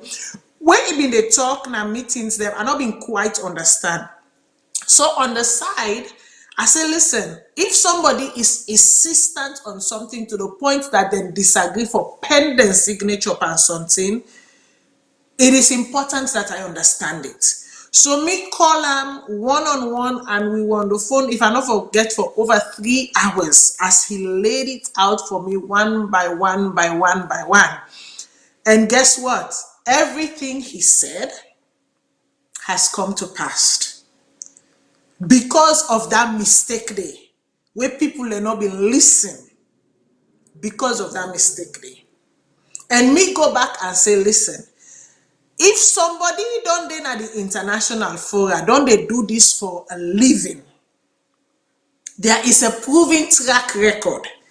And now a son of the soil, I think it is worth us listening to what this person is saying. Forget about personal ambition. For the fact that other nations listen to what this person say and implement, I think say it worth us listening to and implementing. But I are the country where we come on. I go let you make you continue. So thank you, Matilda, and I so feel bad for all the kind of energy and support, your leadership in particular. Of course, Mr. Shillon, over time, also I've listened, even while in our bush in Mozambique 3 or 4 weeks ago, I've been listening to our program there. You, in your little way, you have really contributed so well. But this is where we are now, and unfortunately, I mean, I don't know if your colleagues have seen what I call my campaign agenda, the JPJ Big Six agenda, policy agenda. Now the campaign on, but I say the political approach is we believe, say, for the threshold of 11.9%, can a single small parties, maybe you are screwing the platform again for identity politics, because if person thinks, say, okay, if in the interest of if I go Mandela, I will get this amount of votes. If me can't Mandela, I will get it. So we'll get a two-party state system, a parliament. That's what the dilemma is in our mind, because when then they narrow the space, so it's a very difficult situation in our country. But nevertheless, we believe, say, we go forge this election. The hope that we have is that some of us definitely, as I said, when that circumstance will be Matilda, my focus then for re-entrench back and to address some of the administrative issues with the National Unity and Reconciliation Party. So I want to take this opportunity for take great support for tell many of my regional chairpersons, the district chairperson, and that they don't create a national political infrastructure. We get for attract some people I go see in the coming days where I don't come back.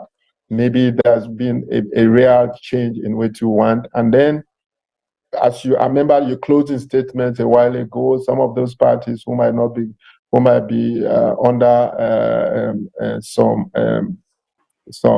restriction, closing the space for them not to participate. We hope that the electoral management body will be flexible, that we need everyone on board, because I believe, like they say, all empathy that we all the head, everybody getting on different side we get a commot in Papa and Mama Bona. That's what me they think. And therefore representation matter to me. That's why when I talk about inclusive governance, I mean and I can always say, not to theory, we don't prove our word with party Yankaba, we don't go out. And so we believe, say, if we're not together like one people, them, we not close the gap between Mandela versus stimulant politics, we cannot be able to secure economic prosperity. So my campaign message, Pashilo, you asked me what I'm campaigning on. My campaign message for 2023 is simply about putting Sierra Leone back on track beyond politics of exclusion, tribalism, wasteful spending, and corrupt regimes. I believe in those principles. That's why I'm doing. And on the basis of that, I've tailored what we call the Big Six agenda. Number one, how we will secure and unite Sierra Leoneans, and how we will make sure that the issues around we bring back, and the instrument that we want to use for that now through the National Constitutional Review process, which is long.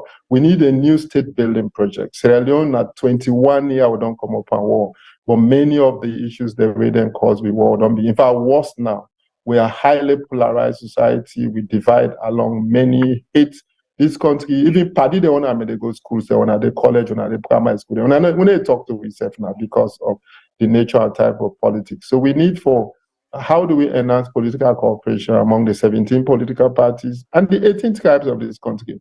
And I believe I want to do that too by renewing the energy of the constitutional review process after we go the Lome. Second, we don't even get an act of parliament, how you manage political transition. We have seen the manner in which we manage the political transition between the former president, Ernest Bai Kroma, and His Excellency Mada Bio has not worked. He has led to highly polarized society. So I will make sure we nurture what we call political transition act of parliament, so that it's clear that the winner takes all does no matter into all those things. So many others. And the second thing now, for if we fix the economy, because the economy, like I say, most of the amputees, the war victims, youths, them have been excluded from the economy. The economy is not working for everyone.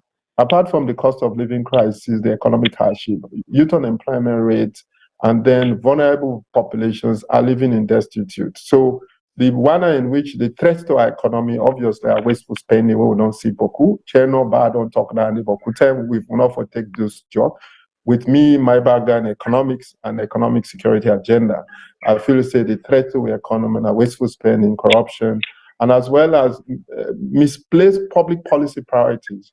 There are certain things we should not be doing when people they need for address that. Obviously, we have not been able to get the economic model well. We see the bank governor ain't gonna wait for us until they don't come back. And I'm happy that the current bank governor, the Minister of Finance, and the deputy are my own classmates in honor school in public college. But we'll go see. A team come from the aspect of economic intelligence. But I think which man they would engage with economy, we need to free that with my background, national intelligence security. And that is meaning what the Manchester and economic security I do. And I know that now which man they don't catch your economy, then they shape to themselves, whether then the parliament, whether then the state house, because the national budgets are approved by parliament. So if you misplace public policy priority, then and then they see, for example, if you can't talk now, commercial sex trade now the order of the day where they talk to their amputees, then picking them, some of them you go McKinney, you go Mabroka, you go Bo, you go Connor, you go many, then they say then picking them don't become wayward because the only means of survival now commercial sex trade, papa and mama business and this. So the point is I can normally tell my TV say, what's the relationship between how for make sure say them picking and do because of poverty, then they go na teach for fend man, for do man business and fend money. So then at college then they go. We've done a study on that. It's very pathetic. It's not only the boys that are suffering, but the girl child, many of them they survive through papa and mama business, which is not their will, it's because of poverty. So I try to wonder how that poverty stricken young girls who are at university level, not only in as students, how they relate to the support what they get through sanitary pad. And sanitary pad, for example, in school, is it sustainable? Can that help to solve the poverty-driven young girls who are on the street? What jobs are they?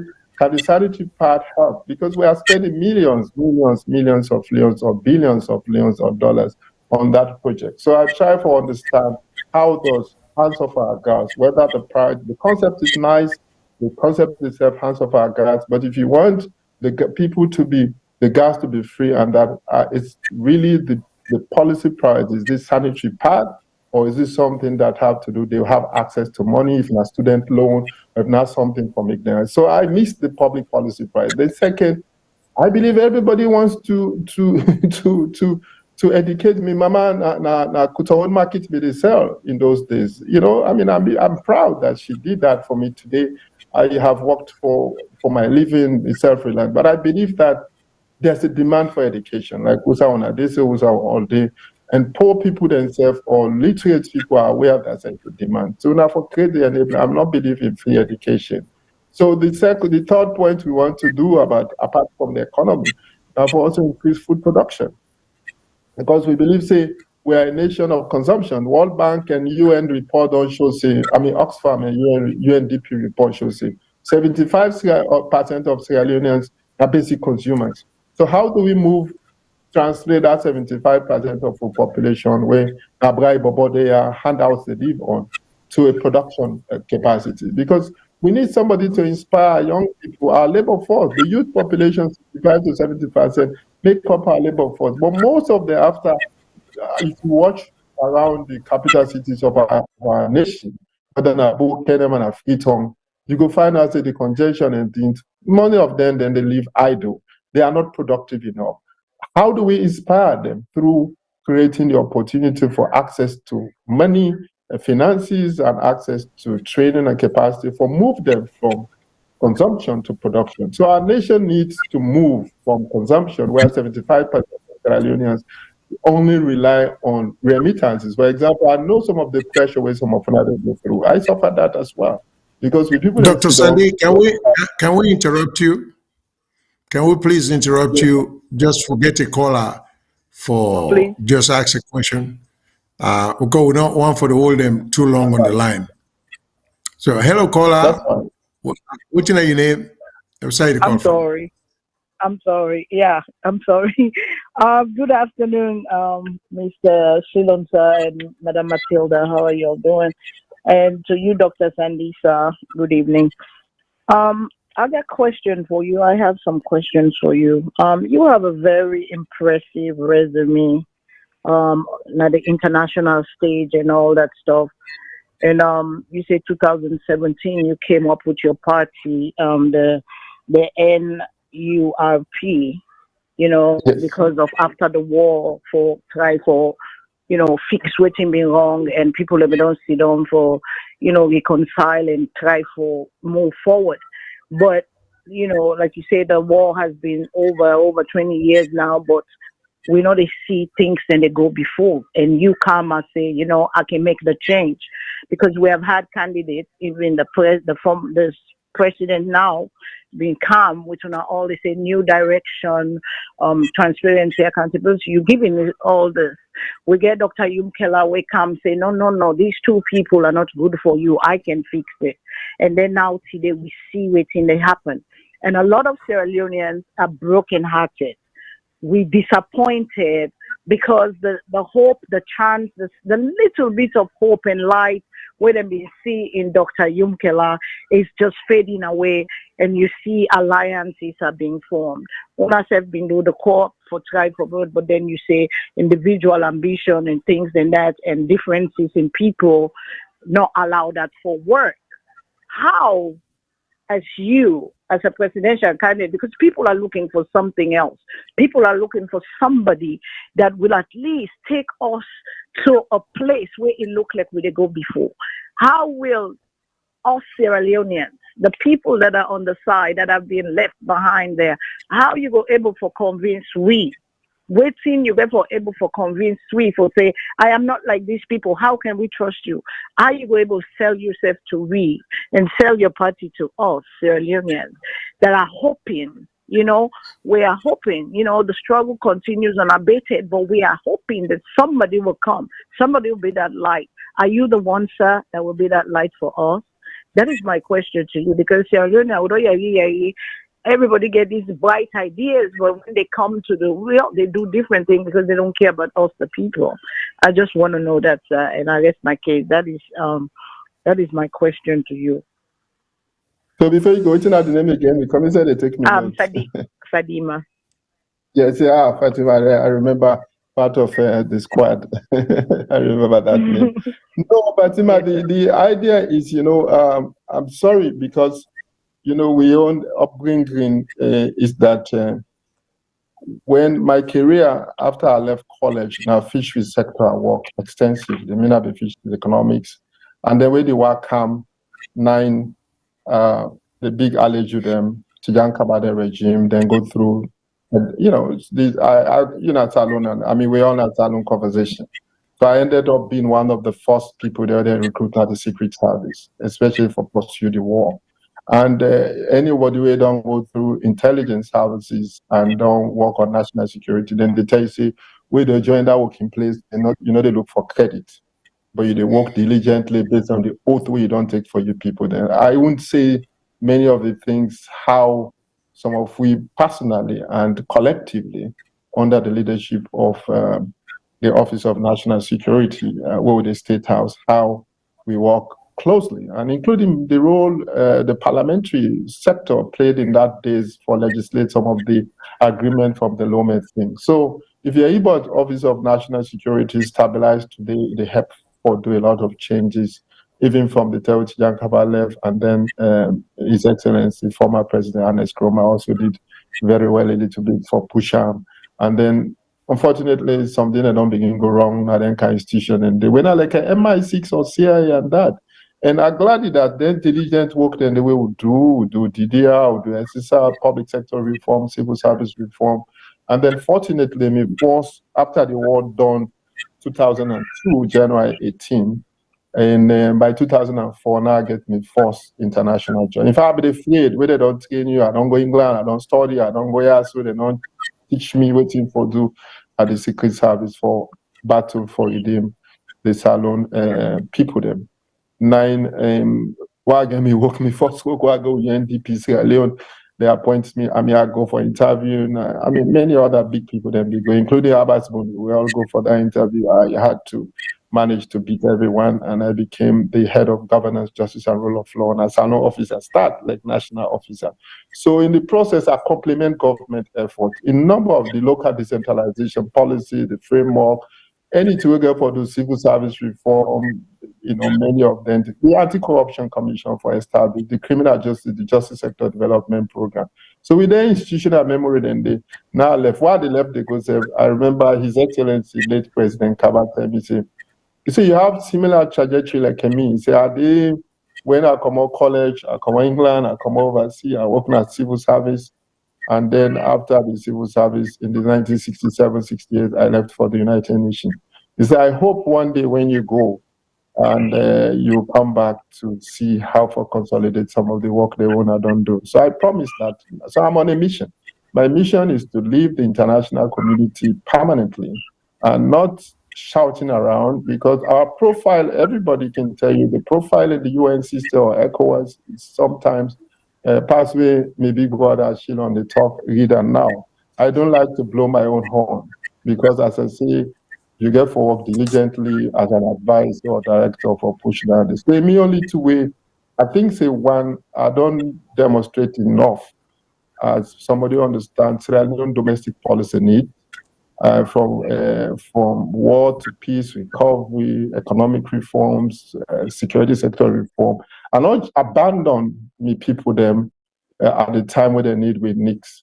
It will surprise you, say all kind bush we sleep there for make sure say whether the negotiator on the three-peace agreement negotiation process, whether it was the Abidjan Accord, then later with Johnny Paul, the Conakry Peace Plan, and then the Lomé Peace Agreement, and later the Abuja Accord, we lead with to finish with war. So I have that institutional memory. And obviously, most of the candidates have that enough understanding of waiting past how far we don't push from war to peace.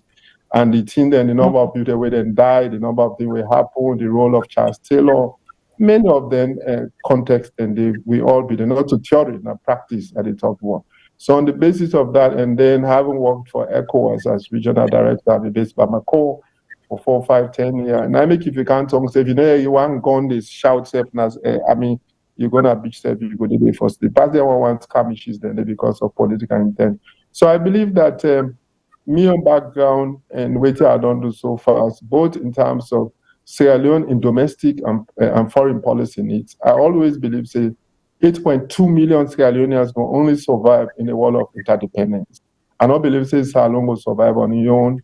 In other words, within the Mano River Union space, now 4 countries, then 16 countries, then ECOWAS, then the AU get 55 now. So a population of 1.3 billion, Sierra Leone are just 8.3. So I think I get the expertise in for manage that interdependency there in terms of both with national and domestic policy needs, as well as then when they were then the risks and uncertainties, then the spillover effect, then now they come. Because most of West alone, the war be done, you find out say the GDP per growth rate with the cow fine in 2011 to 2013, 14, where first time of, if I even second time of His Excellency President Ernest Kroma. But unfortunately, we get shocks them and spillover effect, especially Ebola cancer, and there was the for identity politics, car exclusion, wasteful spending, they reemerge again.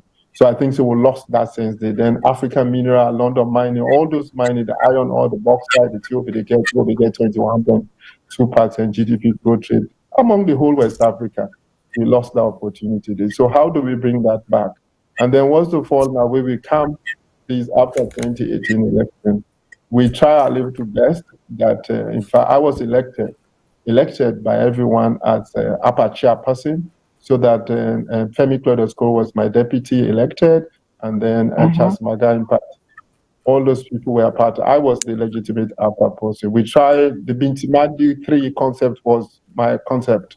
I brought in money and conceptualized it with Femi and others to make sure that we create the level playing field because of the absence of what we call a legislation called political transition between His Excellency Ernest Bai Kroma and Mother Bio. So with my experience managing the Kenya political transition process, we thought as upper chairman, I went to McKinney, may so rest in Kasanga, may so rest in perfect peace now, the paramount chief now. McKinney. On quiet diplomacy, I go hang it with His Excellency and Esbai Kroma. Try to bring all of them together around Bitimani 3, which was simply a post-2018 political transition and reconciliation process. We want a handshake. My desire was to have a desired handshake between his outgoing president and the current president. The reason why that's important, Fatima, is that, though we know full we serve, we are highly divided. Most of the tribes then along the northwest then belong to the APC. Then most of the tribes then along the southeast then belong to the SLPP. So if you have an Ikomabe don't run that government for 10 years, and that means in terms of identity politics, his people were with him. And then if you also come on this side, so the only miss is when that handshake there with all presidential candidates and chairman of political parties, we design it so well. Because even Untmaya Sane, the Secretary General, then I went quietly, I not be there. If I remember what he told me, say, Sandy is in the Ministry of Political and Public Affairs. Now money no way they can't get it. So, and that's what I saw. Because at the end of the day, we brought over 1 billion for that project. Okay. And So then, Dr. Sandisa, what are your priorities? Because Salon, my priorities I've said is 6. We have to prioritize because we know yes, the economy is not good. Our people are hurting. The poverty level. We know security. People are concerned about security. So if you are elected president, because we want to get hope, if you to candidate for Kangi message to we waiting at your priorities them as waiting the people need, because you don't tell me of your experience being there, the war, how you are on hand, the empathy, the this and that, and the people them need somebody with empathy for can help and take them out of there, help them get out of there. Because we need for restore with dignity back as Sierra Leoneans. We need for bring the middle class back. We need for open the space. We need for, so, I mean, waiting at your priorities them as a presidential candidate, where you go able for give me for let you convince we for can you side and for put you president or for talk for you, even though we not get for votes, but for sell your name out there if we get for do that. Fatima, thank you so much. I'll just be that up, but I will get for send them again. I will talk now, but I will send okay. Yeah, I think say I can interject. I didn't call me JPJ. So make an JPJ pick 6 public policy agenda. I say for we they look future now because as it is challenge now, how we go look at it? Which kind of salon I want to see with shared vision, use your word dignity, a life of dignity. So I don't put her into big 6 agenda. Dr. Sandy, I don't know if you hear Matilda. Matilda want to say something. Yeah. Hello? Yeah, Matilda wants to say something. Just I'm hanging up. I'm hanging listen. up. Let me just I listen to. Now 6 points then public policy priority. Matilda, I don't put when I'm thought based on the structure and challenge and the complex and multiple challenge with the go. I'd say one, the first thing we will do, if we not get the politics. I can't seem to hear me. Hello? Can you hear me? Hello? I can hear you. Yeah. Okay. Matilda? Can you? Hello? Yes. So waiting Abawan say. Okay. So waiting Abawan say, I think say Dr. Sandy bin don lay out the 6 points agenda them where it called J6. So if we go back and listen to this. I'm not on it. I just want a quick funny understand. One, I believe say fundamentally we have to get the politics right. We therefore enhance political cooperation among these 18 tribes and the 17 political parties. If we not do that one, they will not go to secure economic prosperity. So the politics, now they inform the in what they call the economics, because we need for them together. So one, secure and unite Sierra Leoneans, because at the moment we're highly polarized, social media and that. Number 2, we once we don't get the politics right, we can under a common national agenda through a new constitution, because with my experience in facilitating the completion of constitutional making process, Senate to referendum, the idea to inspire Sierra Leone and say, we need a new state building project. Because at 21 years, we not get a new state. Country we don't go pan war, we don't come up Bakutine. We need new hope, like what Fatima say so. How do we inspire people through the constitutional review process? The second one, we need to forget a law on political transition, then we forget a clear Korean national law on cultural policies. Then we know for the ban some of the things they would enjoy. So those are some of the issues.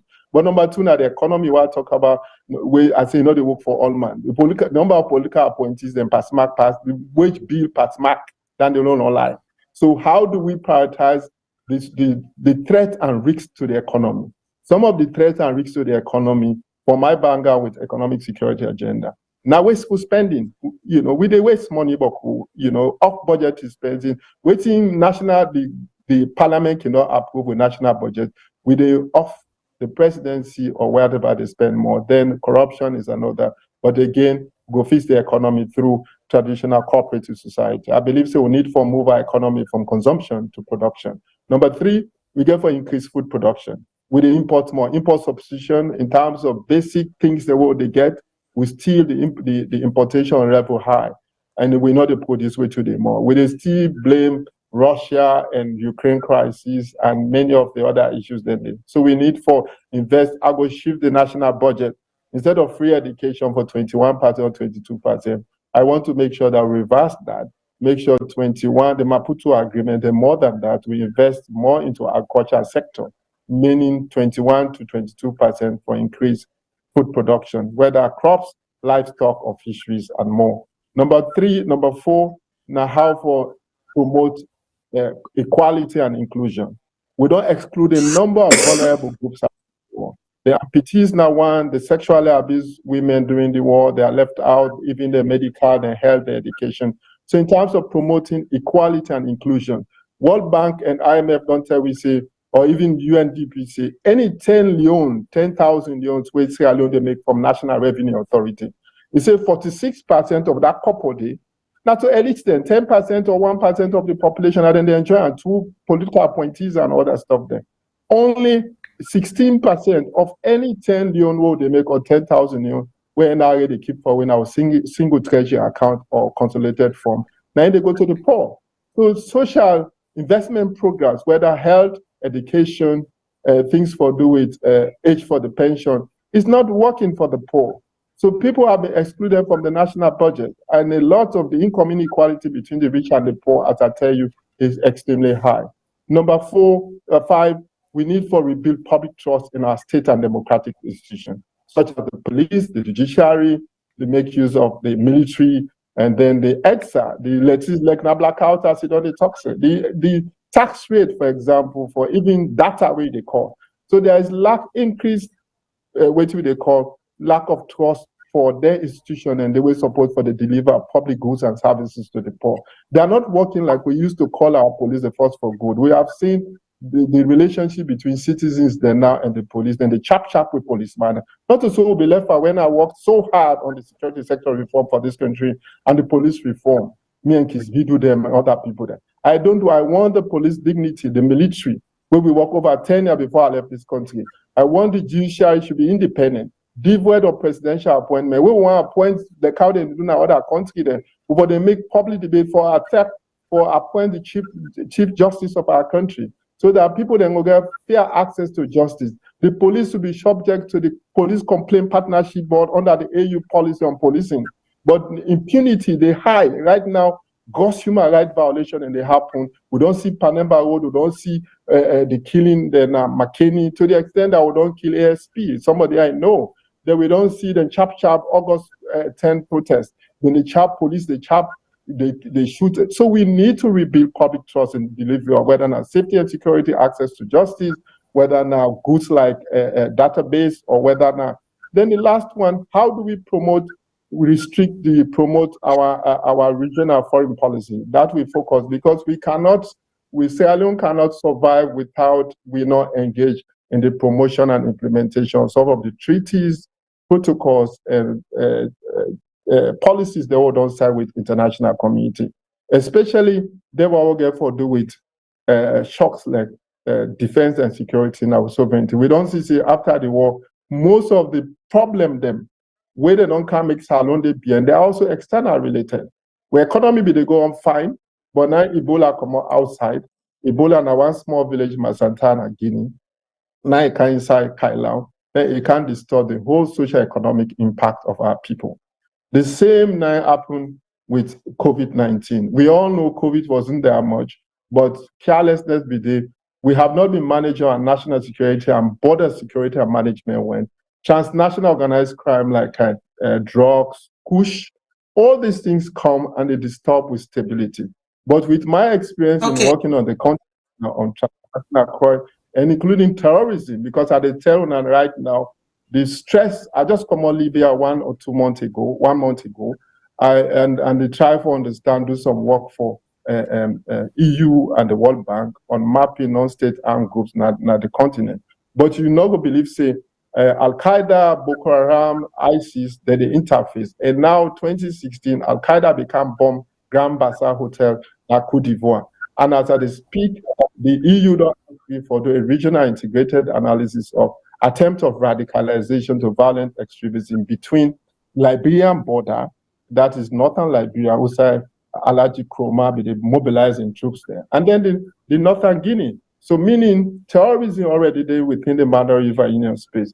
If we make carelessness, we're able to manage our national security system, our border security, and reducing the risks of a spillover of radicalization, violent extremism, or transnational agenda, then all the gains we'll go do, whether we get good policies, the economy can, then Sierra Leone will still face with a threat and will survive our one good. So I think I'm better placed to manage So our foreign policy. Yeah. So now be 6 weeks agenda than that the campaign. The primary thing, my campaign message is I want to lead permanently the international community to come back home to put Sierra Leone back on track beyond politics of exclusion and corrupt regimes.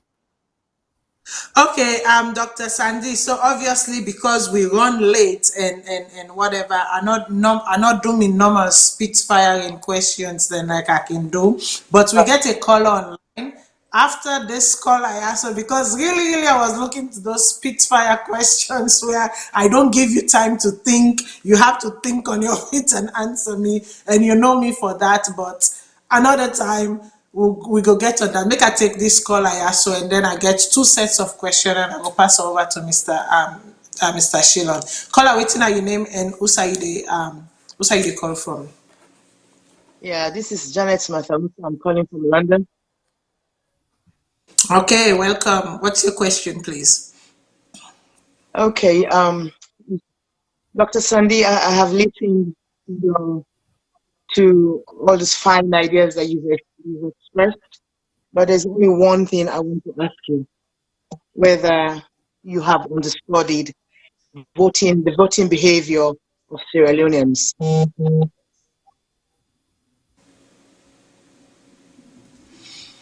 Okay, so the question, I go make Dr. Sandy hold on to that question there and reply as a bulk to all the questions then. The question was that, have you studied the voting patterns of Sierra Leonean? Dan the nine are the key question where the scholar also they ask. Are there any other questions, scholar? Yeah, okay. Okay, the reason why I'm just saying that I don't listen to Dr. Sandy. You don't highlight all these beautiful areas and where you want change, within you want to. All of that is beautiful. But also, under the system so long, it's so familiar with the Sierra Leonean setting. I want to ask the question, regardless of all these beautiful policies that you have in mind, whether I don't really take time out, you don't take time out to understand how the people in the vote that's Sierra. Because I don't hear way somebody phone they ask me, people that don't lose interest in Kandi Yumkela and this and that. Kandi Yumkela has done everything possible for bring something to the table for Sierra Leoneans. But you cannot be a president if the people of the country not vote you in. We got to be realistic about it. So that's the question why I'm asking Dr. Sandy. All this beautiful work you don't do so. Have you taken the time out to really understudy, how people in Sierra Leone vote? Because otherwise, it's going to be the same story with Kandi Yumkela. It will very well reflect in your own setting as well. So can we address this and see whether you can learn something, and then maybe you'll be able to change certain things? I don't know. I'm just asking. Okay. Okay. Thank you very much, caller. I will go to the next caller. But basically, because there was a little bit of break in the questions, like, have you taken the time to understudy the voting patterns of Sierra Leonean?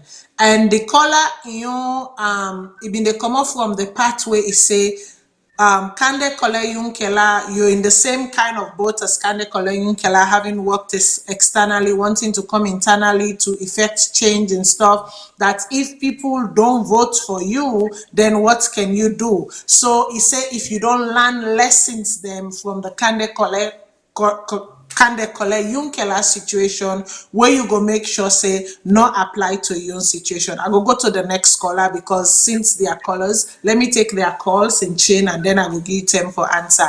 Next caller, waiting at your name and who say the call from.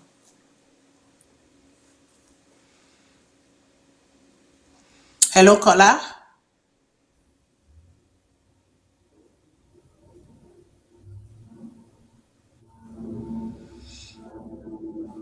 Hello, caller.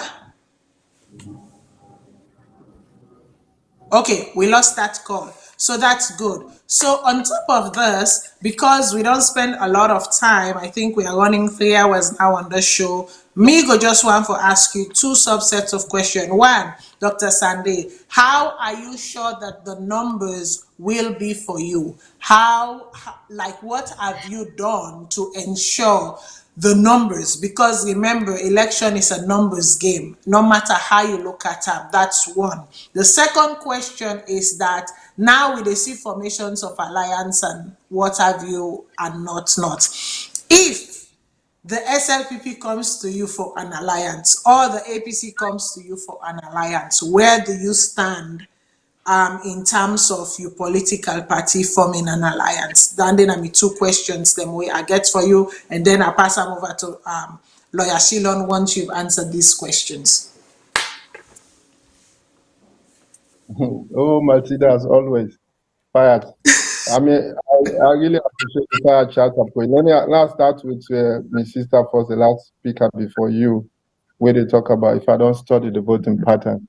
Yes, first of all, as I say, from 2013, now we start as a civil society movement. But before that, when I left State House, the election basket fund, now before Ernest Komawi in 2007, now maybe they're in charge, now UNDP, I would go as head of governance, justice and rule of law, the international community, the electoral basket fund, that is the fund we can use for support electoral processes in our member states. It was directly under my convent. So then besides that, the Tewe Tijan Kababi, the contest election, I was also part of that status quo. So understanding one thing, then I'm in mind, we get what we call election winning campaign plan we don't develop. And within the plan that we supreme rule of law, it tell we say, Lawyer Shilong will tell you, say, it tell we say, any candidate for any win, they become president at Salon, you forget 55% of the votes, total votes. So now that first is the first round. So on the basis of 55%, now they made the work for, and then study the over time, almost population demography of voter register now by district. And then, as I say, once we don't get to your own party infrastructure, that's why I'm happy. The only challenge, obviously, that every political party with a graph or group then they face, now because Salon not they meet in international obligation when it comes to the African Union Charter on Democracy, Election, Article 3 say all member states for the support political parties, them, whether they're in opposition or they're in governance, for they miss then they to the administration. Because the dilemma, as strongly I can tell people, then they waiting at political parties. We're able to define, although it's enshrined in our constitution, section 35.1, put a clear role and mandate of political parties.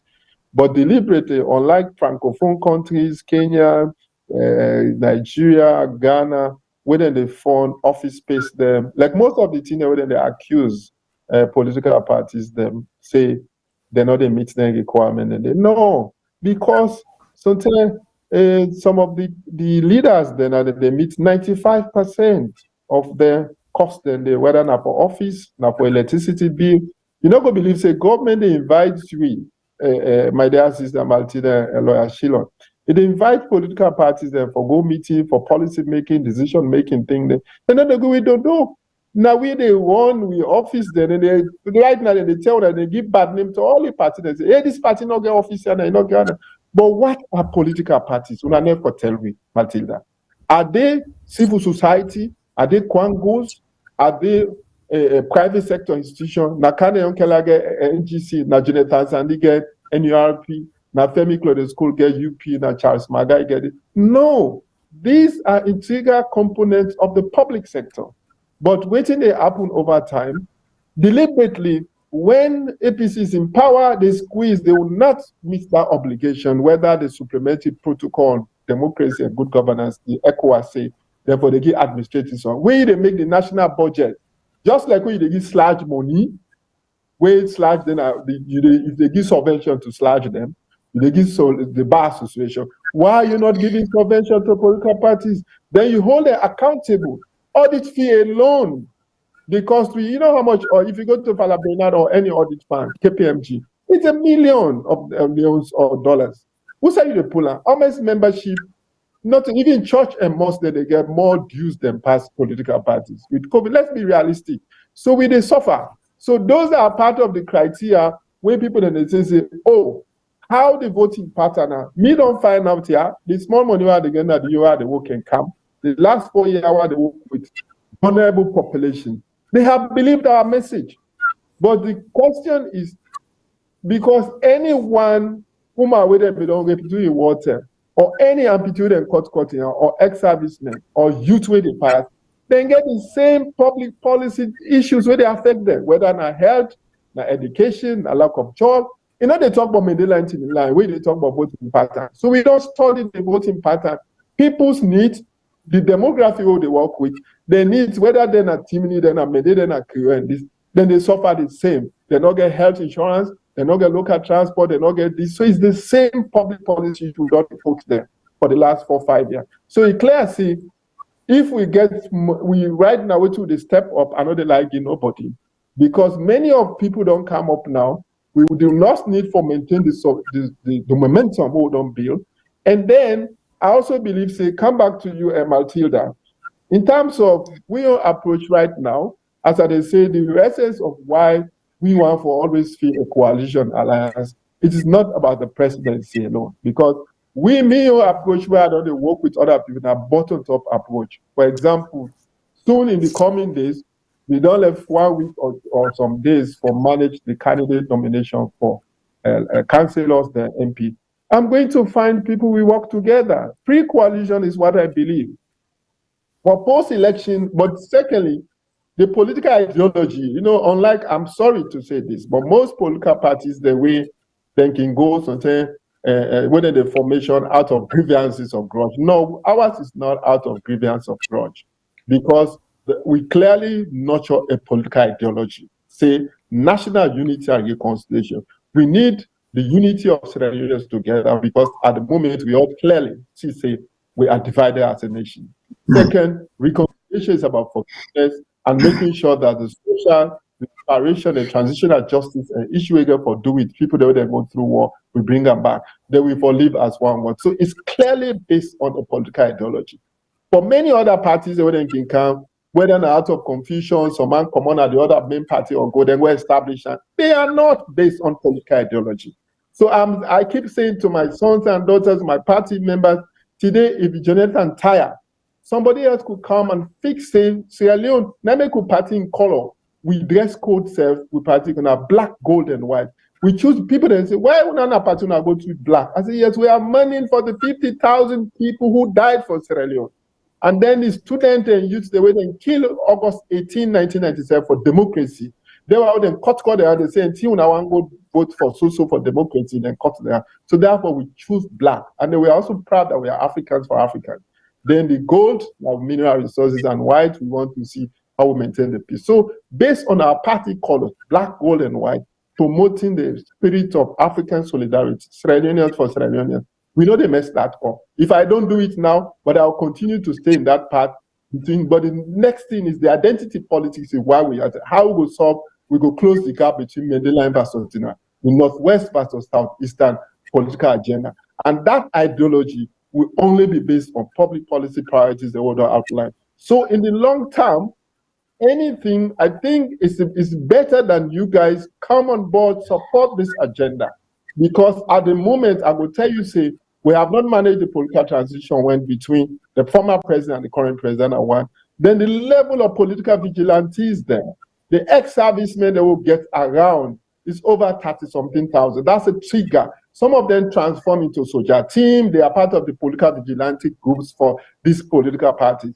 So we are under those texts. If you not get a third political parties, which will be between this Medellin Batotimulan political system, then we are not going to have some elections that will all be happy. I'm being honest with you people. And that's why I believe that I do not, me and any potential younger parties, younger thing where they come together, we have to stand in between Medellin versus Timulan. And I would die with that policy agenda or that political philosophy saying, no, we will say no more like what happened in South Sudan, where the Dinka versus the Noel, and then they fed themselves because of electoral competition. Or like what happened in 2007 and 8, Kenya, between the Kikuyu and the Luos, they were then fed, then go then chap themselves, then go to the Hague.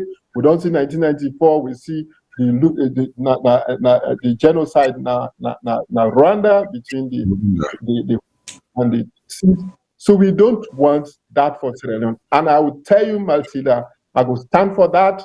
And when it comes to any runoff, if there are any people we not come first or second from me, the last thing we do, we go to the called block negotiation, so that maybe we will forge a coalition state. If we are not the king, we can be the kingmaker. That is my stand of political thinking. And I hope that I'll look forward to your support and our sisters and many of you that, look, the identity politics and the spirit of electoral competition where they come can make or do Sierra Leone, because we are not together. So therefore, you need a critical mass of Sierra Leoneans. It does not mean political parties alone. Could be grassroots movement, things like what you guys are doing. We know that the laws, the policies that attempt for phasing what people call the rigging of systems or whatever, but we have to stand for the dignity of our country. And me, I will tell you, say, I will stand with that when it comes to runoff if we don't do it, and then we will see what we can do. But it will not be a decision by Jonathan Sandé. The last election, it was Femi Cleidoscuro and Jonathan Sandé. I still remain, we not declare for nobody, because I know, say, I still stand by that today. People don't like me for that, but I said no. If I not believe this person in terms of credibility or this, I stayed mute and then continue for opportunity. But what I believe is Sierra Leone must be a coalition state where we all, the 18 tribes and the 17 political party or more, for work together for secure economic prosperity for we people there, and with dignity. Otherwise, we are doomed. Lawyer Shilon, whose last word you get for lawyer? Well, no, yeah, thank you. I just get a quick thing. In fact, because we don't run over time, and we're so grateful to Dr. Sandé for taking up this time for explaining to we. And it looked like he get the high energy level. It can probably give you another hour or two, but unfortunately, we're out of time. And that said, one of we listeners them just run a comment. I just want not to forget an answer from you, but just for make you just get that in mind. He say you get impeccable credentials, who remind us so much of Dr. Yumkela, but he hope your rhetoric will withstand the test of time. I think the implication of that is that Dr. Yumkela's rhetoric have not withstood the test of time. So he's sending that comment there. But for me, without trying for solicit any additional comment from you, I just want to extend my thanks and appreciation for you coming on the show, for letting us know who you are, what you stand for, and with what you don't highlight. I had a series of questions that I had put together. I was going to ask you, but it was going so well, I didn't want to interrupt your flow. I think you have a lot to be said, so we hope you will join me another time. and share with some more. Maybe we could get the opportunity for ask more questions, and then hopefully we could get a better understanding of what you stand for, who you are, and make an assessment. Because we need people like Una for then at the political scene and tell what you know on a vision. And it takes just more than academic credentials. We want some visionary. We want somebody with a vision. We go technically using the Martin Luther King metaphor. We want somebody where they'll go on the mountaintop and where they'll look over. And we want that person there for tell you what you see. And it's also a plan for so what you see, share that vision there with we. So with that, that's all I have to say. And thank you very much, sir. Okay, Thank you. so Dr. Sandy, before I give you the last word, because the last word is yours, obviously, two things for you. First one, do you have time? Is time on your side? Second one, we know say you get the J6. The J6 now a very ambitious plan. If elected, what are the two main things that you are going to focus on? Like, what are the two main pressing that when you focus on those, you get those right, then you have set yourself up for move, the train forward. So two main things, if elected, you're going to focus on. Second question, is time on your side? And the last thing I go tell you, when you done down there as I close the show, I go challenge you for make you come back, because you've spoken, you don't talk about your experience. I want for make you do demonstration how you went about achieving some of the things you achieved. To talk about this is one thing. To demonstrate how you got there is very important. Me personally know you role where you play in Kenya, even to the latest, the current president and what have you. I know that, but the people don't. They do not, and they need for know. So I leave you to it. As always, my dear sister Martina, sometimes, lawyer Shilon is a diplomat. You still fit into the United Nations, but for Martina, she moves fast. Two public policy priorities, as I say, now number one and number two, I not sequence them, but I believe, say, the state at which we country today, where we not manage the political transition well. The first priority for me now for facilitate national dialogue, for make sure that we come together. So enhancing political cooperation among everybody through delivering a new national constitution process. For make sure say the law reform commission function, you make sure say you recruit people, then my job will be to facilitate. I don't want to use a top-bottom approach. Now, the way we don't manage the constitutional review process, in order to inspire people, they tell like say now hidden agenda some of the leaders they don't do. Look the approach recently after the white paper where the former government left. Now piecemeal approach. Would they go waiting sweet at the corner?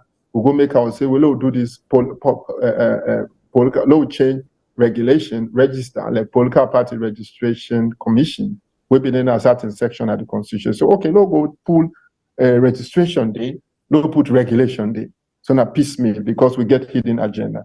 The same happened for many, the local government act, where they go pull this empowered over centralization. So I want for make sure that I facilitate the constitutional review process, the main way for bring us Sierra Leonean come together. So that at the preamble of that constitution, how will they recruit people then our government work in place with the sensitivity to regional and tribal balance? So they put on in that we do not Kenya Constitution 2010, so that even when they recruit people in ministries, in department and agencies, we'll get one tribe day, we'll get one region day, not a party picking and normal. It must be based on competency and this. So if we don't get the constitution right, which is the supreme rule of law, we will never go before. We still, the winner takes all the electoral model where person can, it has pleased His Excellency. The supreme authority goes in. So I want to focus on the political aspect of bringing this country through political dialogue processes, making sure that we all get one. We will set up a common national agenda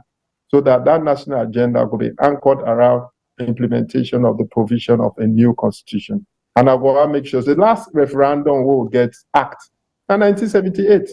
Meaning when you don't do the constitution, you don't review, you get for Senate, and the people's document. You get for Senate out there, all man build consensus. The diaspora right to vote, the diaspora, Senegal, Guinea, all anything in the constitution there.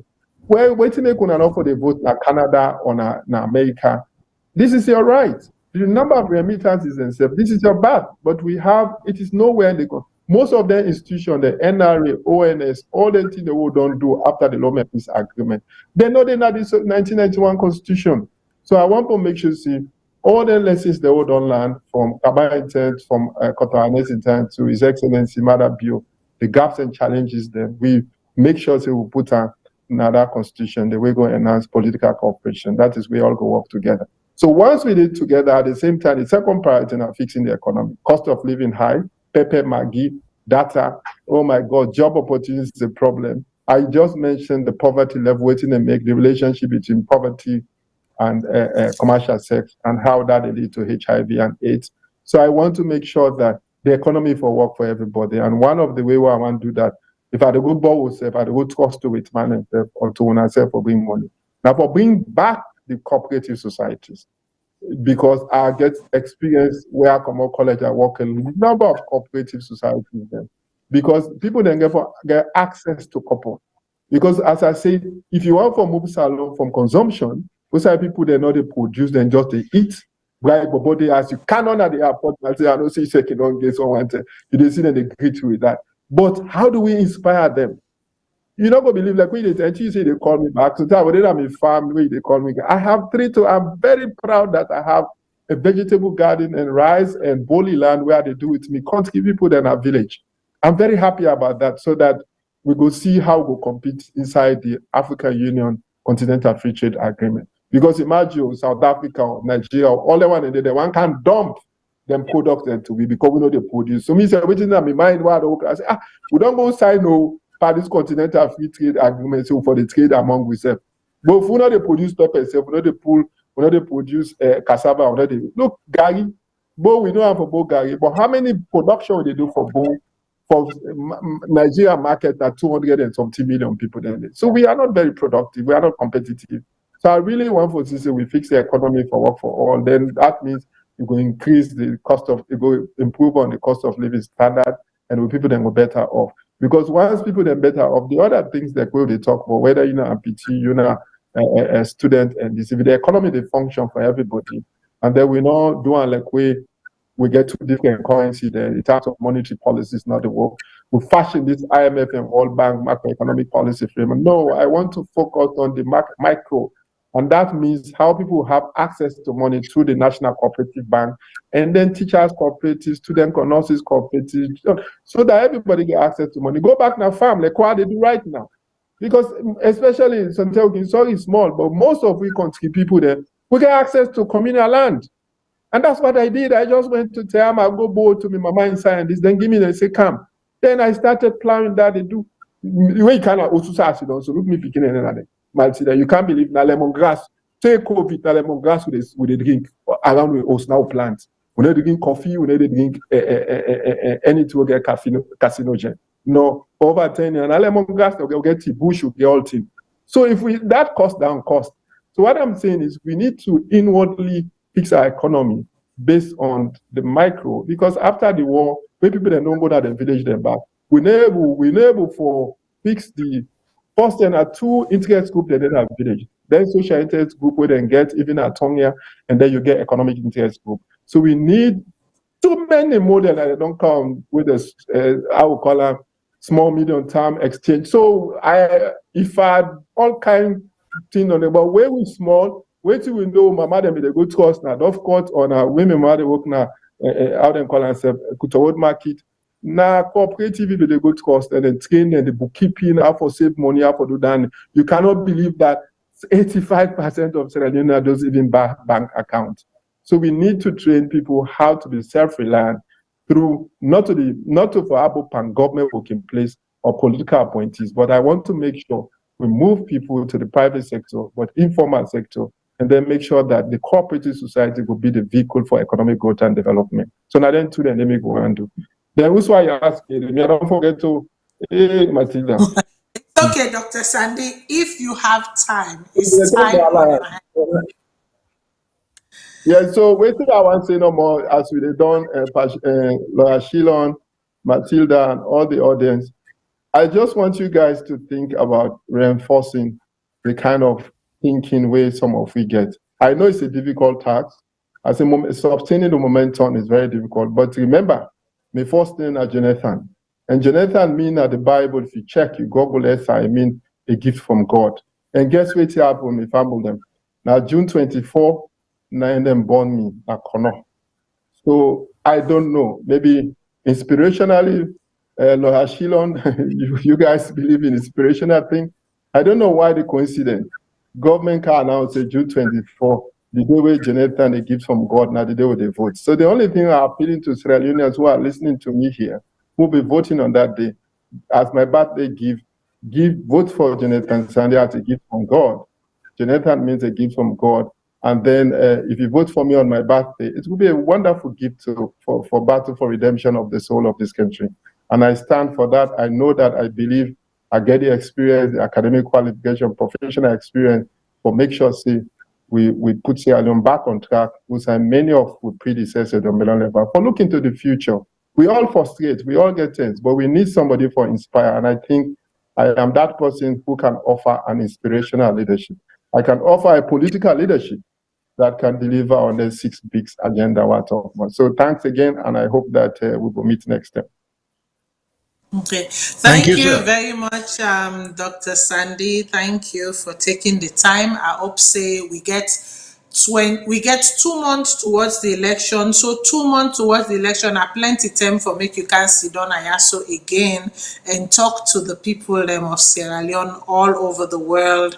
Like you said, if I am not the king, I can be the kingmaker. Very powerful words. So you don't always have to be the king. Sometimes the kingmaker is more powerful than the king, and we've seen it on so many different occasions. I just want to tell the social media review show Boku Tenki for where they allow me for take occupy space this Sunday, and I go left and to Lawyer Shilon, to Dr. Sandy. I hope you come again and speak to the people before the 60 days that we officially have now entered towards the election.